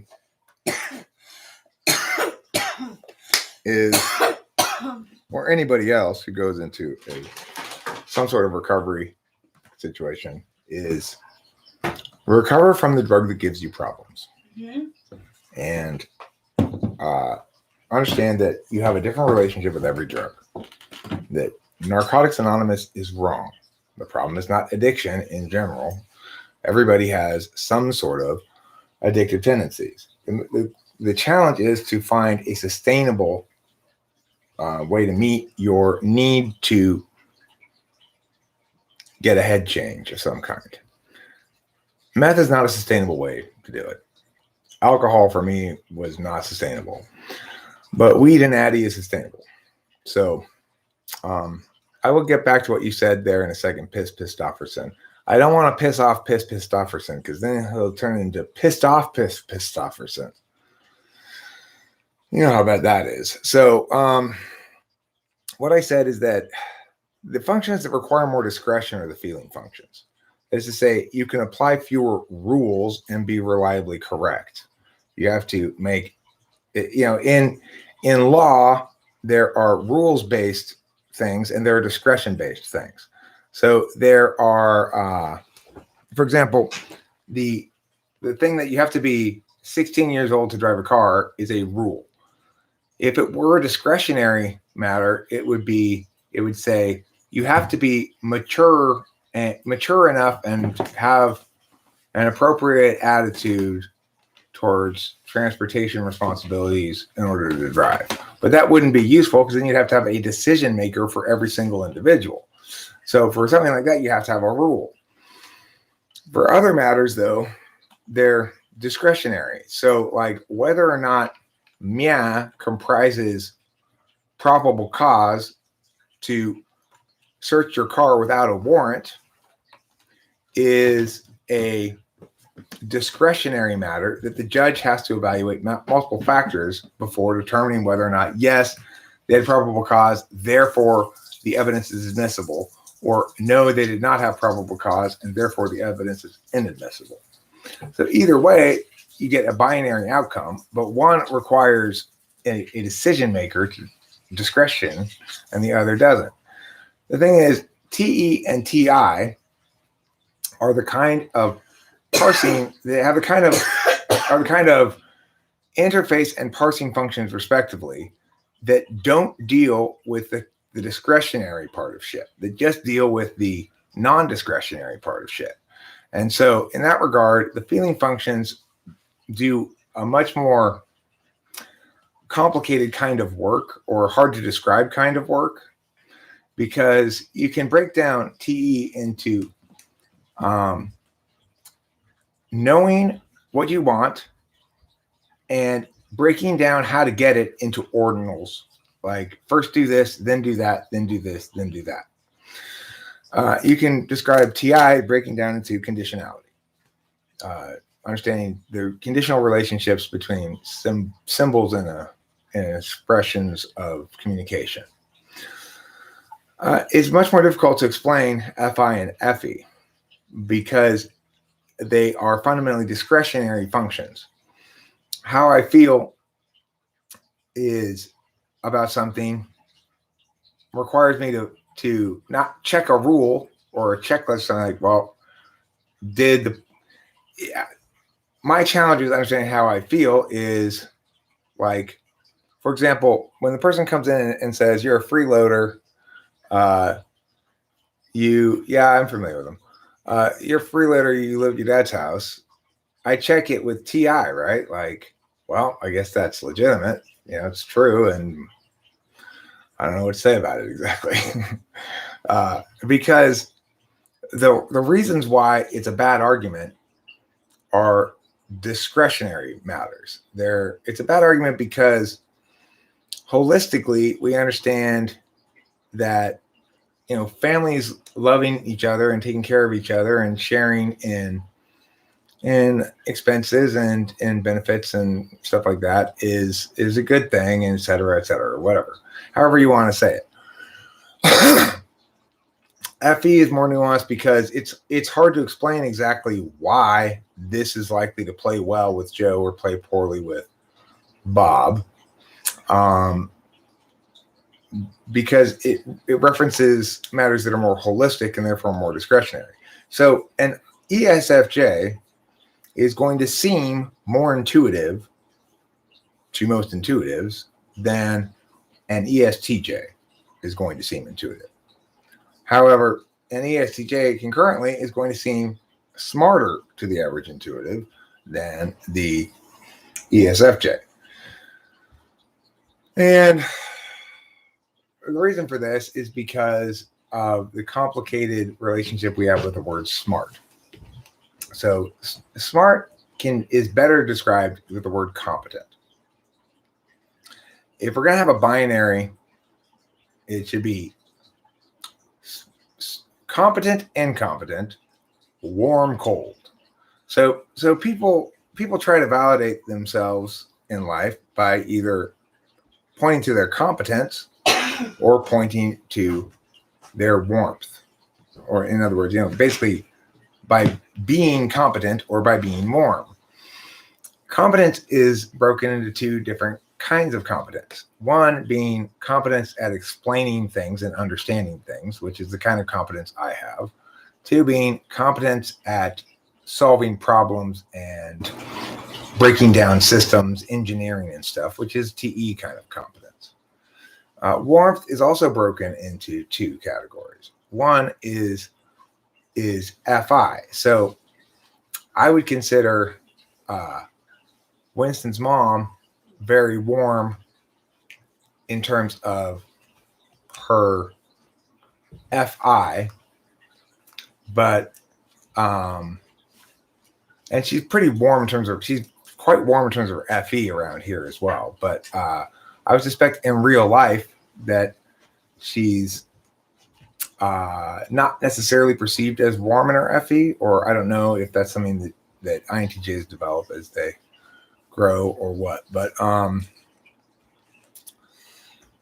the thing is, the warmth that expresses from FI is one that is directed to those you particularly care about or things you particularly care about. The warmth directed from FE is directed from a sense that everybody should be comfortable and happy, or that we should all be basically good teammates with each other. For the T people, TI people start off young in life going, I hate this teammate shit because it keeps running afoul of my TI because they don't get FI or TE well enough to oppose them yet, And then they realize at some point that the FE and TI should be teammates. In other words, the FE should help you get your TI across more successfully. And then that person starts hating FI. I'm talking about ENTP growing, right? First you start hating FE, then you start hating FI, then you start hating TE. Because you realize that the problem here is not that this person keeps making these stupid FI arguments. It's not that they keep making FE arguments. It's that they keep framing things through utility. And then you still hate TE to the end of your times. That's why they call it your 6-slot critic, I guess. Because it's just like, every time I feel bad about myself, every time I'm engaged in worry or stress, it's always over TE shit. Always over TE shit.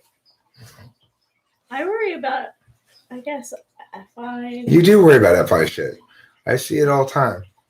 I see you demonstrating your worry about FI shit. Oh my God. The thing is, the good news for you is you genuinely, you have good reason to not have to worry about FI shit. Which is to say, you don't actually have to do any FI to keep my FI up. In other words, true. I'm attached to you for SI reasons, for NI reasons, for FE reasons, or whatever, Yeah. My FI has nothing to do with it, really. So you don't really need to worry about it. You make an effort a lot to make sure I'm aware of how much you value me. Yeah, and I do with all the animals as well. I really see your FI going with the cat. Oh my gosh. And your FE with the cat. Yeah. As well. Really? Well, sure. I mean, part of FE is being concerned about the other person's feelings about you. I've heard Rachel express plenty of times that she doesn't want to. Bye, Carissa. That she doesn't want to have the cat be mad at her. Or something. Yeah, I don't like that. Sometimes I know when she's mad at me. I'll open the door while she's been sleeping, and I'll get But temporarily dye my beard. Not a bad idea. Actually, I know it's really not. Can we take a selfie? Sure. Selfie away. Can we do a boomerang? What that means is that it'll flash for Yeah, you just tell me what I'm supposed to do. Okay, so just look at the camera or what? Look at the camera and then we'll make a face. Okay.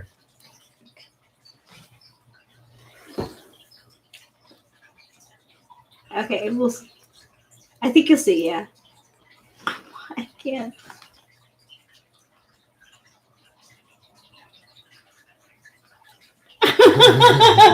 Should we do another one? Sure, if you want to. Can you? I'll hold it. Could you? You want to do it sideways? Yeah, that's even better.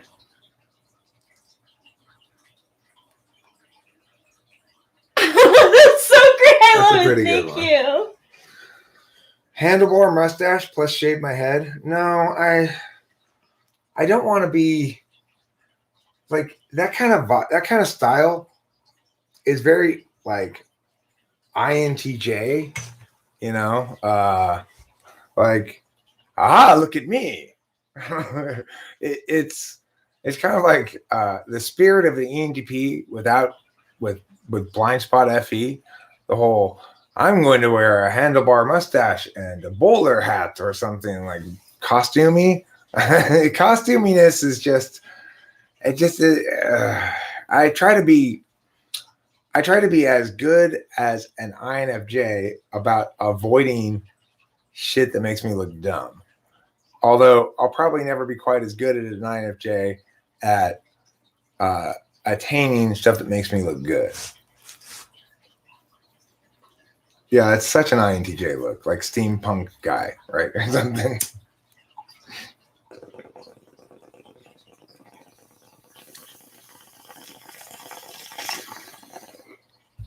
What does critical FI look like? Well, I think I suspect 6 slot FI for Rachel is worrying if she's loving me enough.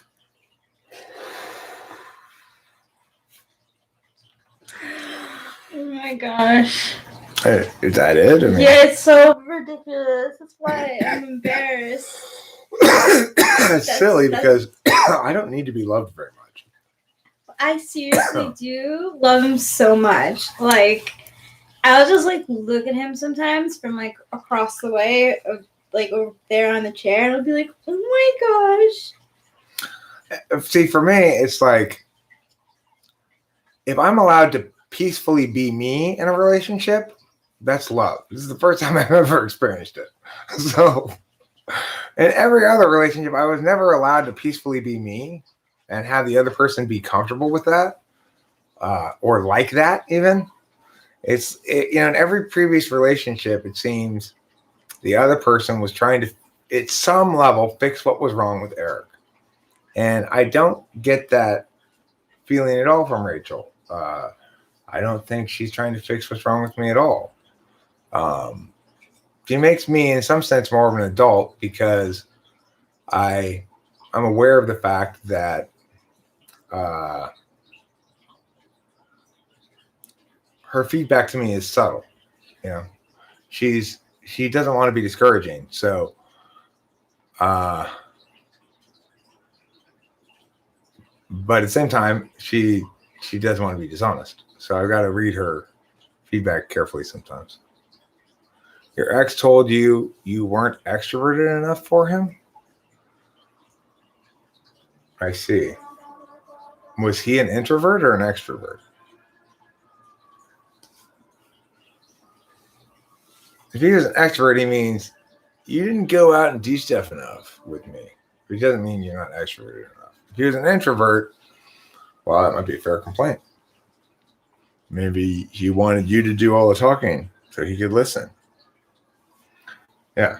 So it's like I have to remind myself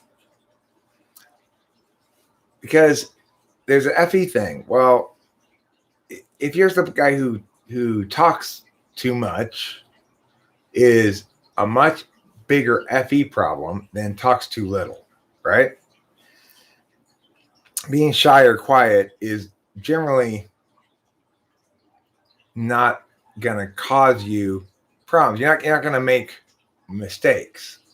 You're going to make the mistake of being, not participating maybe in a conversation where you had something to say but you didn't get it out or whatever. But you're not going to make positive mistakes of saying shit you shouldn't or of occupying too much conversational space.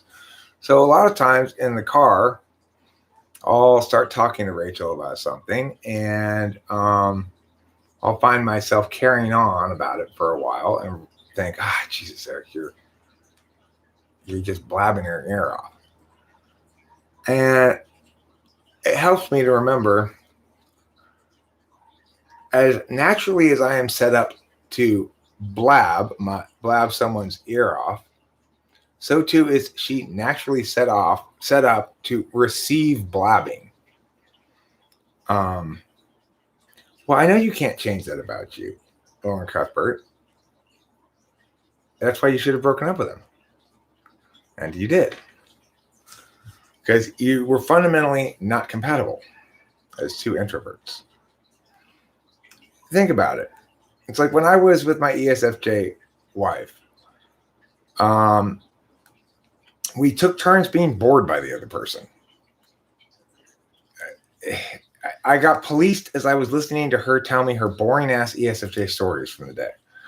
So it was like she'd come home. She'd say, so then Marianne, who I don't know if you remember, she's Paul's girlfriend. You know Paul from that Paul. Okay. Anyway, Marianne, she was by the paper cutter, and there were some kids nearby. And then June said, Marianne, be careful. And Marianne snapped at her. She was like, you're one to talk. And I was like, oh boy, here it goes again. And during this ESFJ story that I'm hearing, right, I'm periodically getting policed by saying, "Why? Look at me! Eric, look at me when I'm talking to you, please. It's important to me that I have eye contact. And it was fine for a while. It's like I found some genuine interest in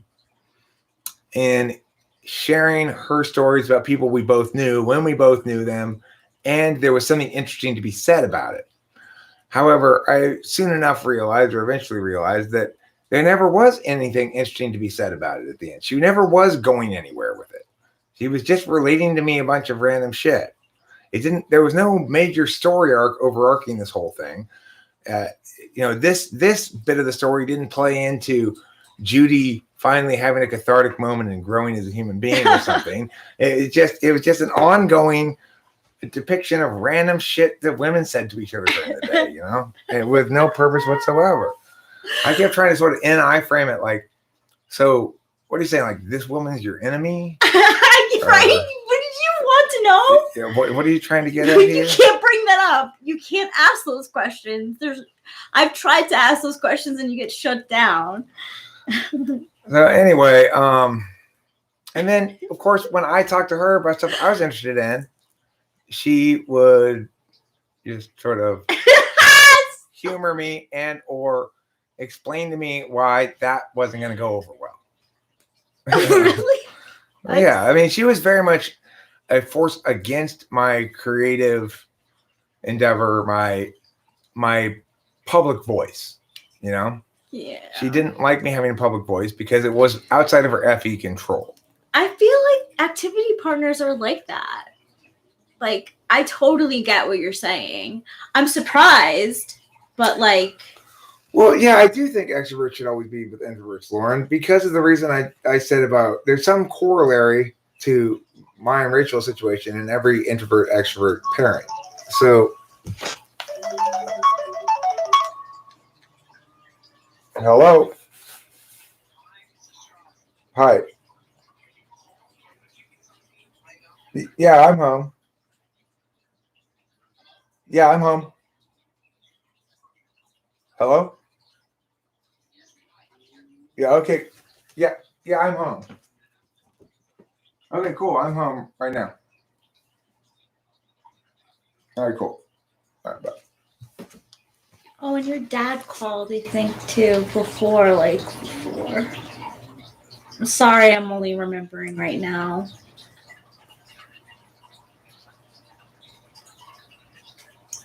Maybe you already talked to him. I'll send him a message back. Basically, it's about the delivery of this thing tomorrow. Okay. Just been in contact. Well, you just got my text. Okay, I've been in contact with Sunrise. The bed was delivered actually last week. It's set up. Everybody's happy with it.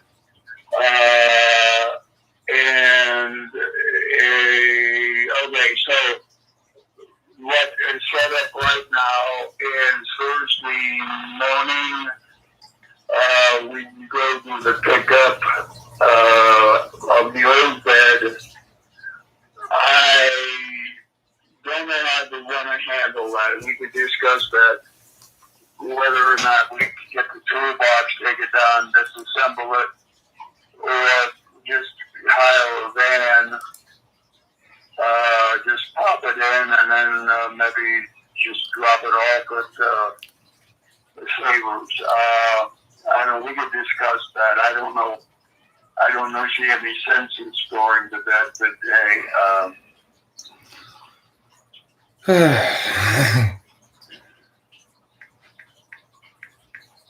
Heard your voicemail.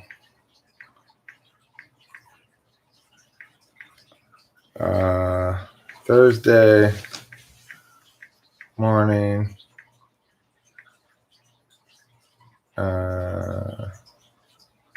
Around 10.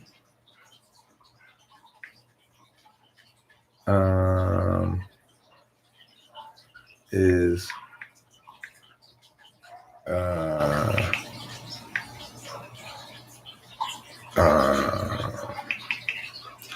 Thursday morning. Oh, shit, who is that? Oh. Can you handle this? Sure.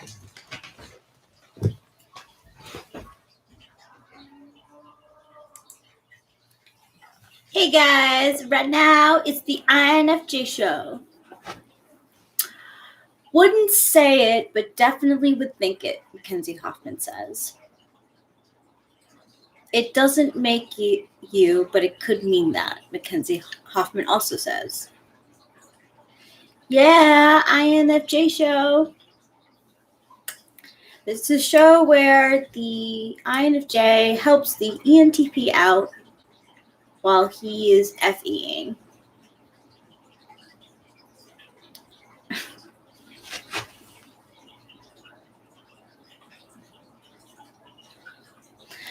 You know what I was thinking, Lauren Cuthbert, today? We were going to CVS and we were walking inside, and Eric had reminded me to bring my mask because I have a tendency to not wear it. I don't like to because I like to smile, and smiling gets in the way when you have a mask on. So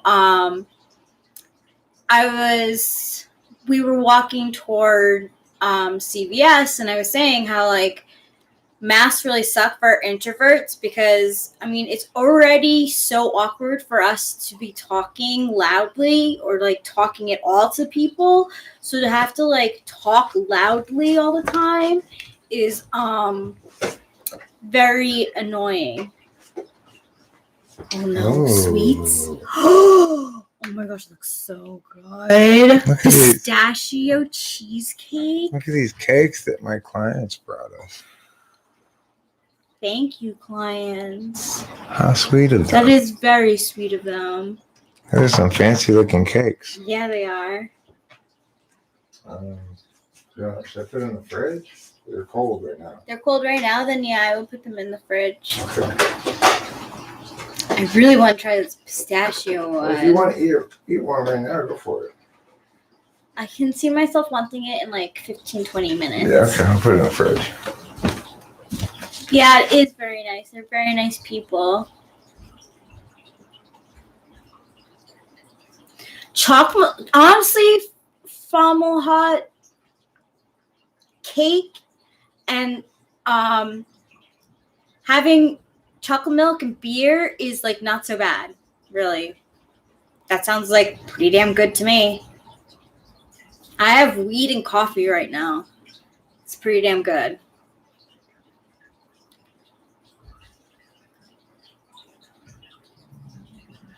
I have such a weird relationship with astrology.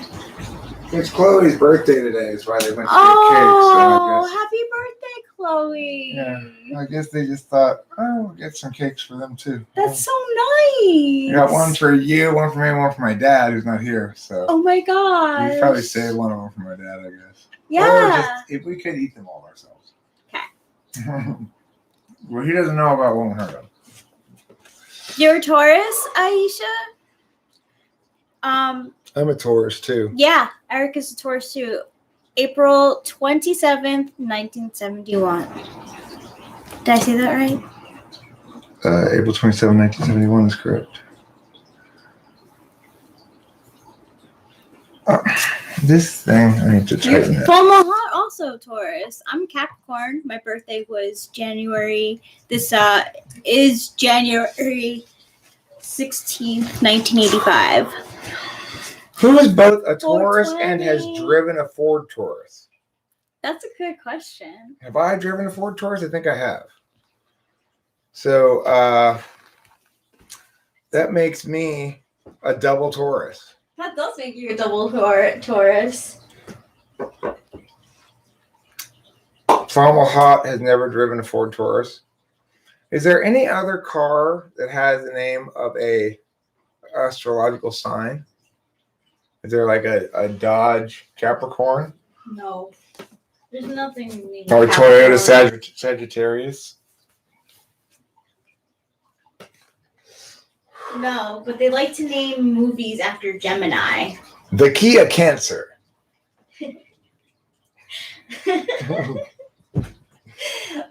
Sir, that sounds like the key of cancer to cancer. No, it's the cancer of cars. Sir, still sounds like it's No, cancerous. no, we mean this astrological sign, okay? It's like the cancer of cars. What are cancers like? Tell me about Cancer, the astrological sign.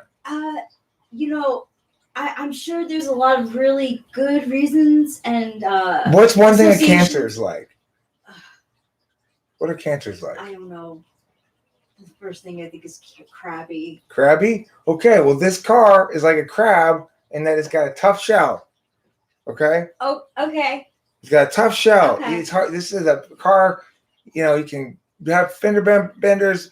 It's made out of Adobe. And you just fix it with the new Adobe. Adobe, great. We really love the idea of an addition of Adobe, but I think what you're missing is that cancer seems to be a word that people stay away from. Oh, really? Because cancers just have a shitty. It's like if you were born Cancer, you're just everything about you astrologically is shitty, or what? Maybe. I mean, it's like I they know, have it's no. terrible. There are It is no terrible. positive things about cancers. There must be some positive things about Yeah, cancers. there are. They're like the cozy, warm moms. Okay, so there you go. It's a cozy little car. It's It not. is It's not a cozy. small car. It's cozy. Have I ever?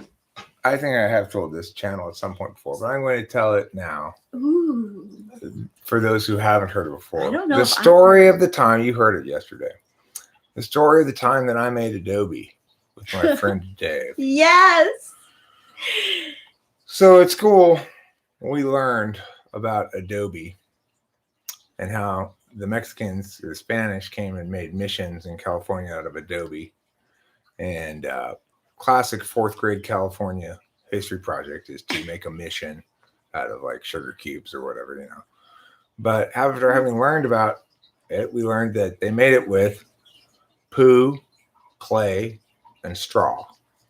Mix those three things together, and you get yourself some Adobe. So I came from school and got my friend Dave. So it's like, well, let's make some Adobe. And we said, well, just the Smelters across the street, Chad's house, they've got 2 big dogs. Let's go over there. And we asked his mom, can we collect some dog poo? And surprisingly, she said yes. Yeah. She probably thought it was, hey, I don't have to clean it then. Okay. So then we went back to my yard and we said, okay, well, now we got to get some clay. And well, what is clay? Well, it's basically just dirt. So we just got some dirt, and mixed it in with the dog poo. And then we just need straw. The reason you need straw is because it's this dry kind of leafy stuff. So we just use dried leaves. And, then my mom came out to find us mixing together with our hands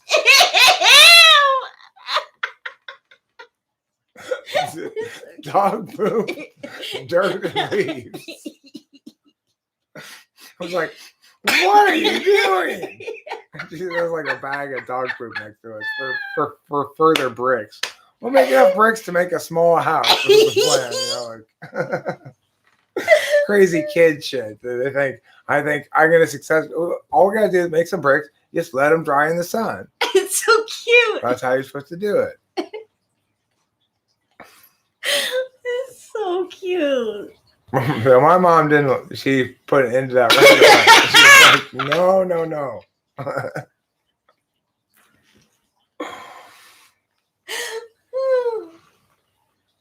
I love hearing stories like that. So yeah, that was the time Dave and I made dog poop adobe. That's a great story. Thanks. You're welcome. Good Um, night, Lauren. I'm about ready to wrap this up too.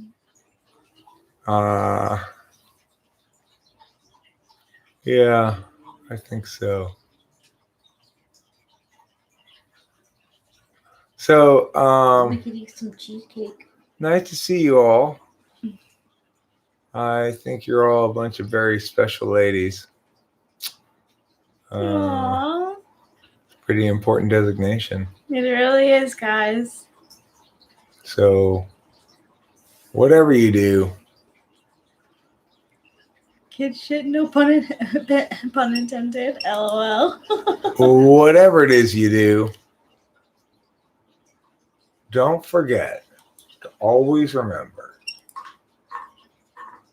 to eat plenty Oh. of cheese.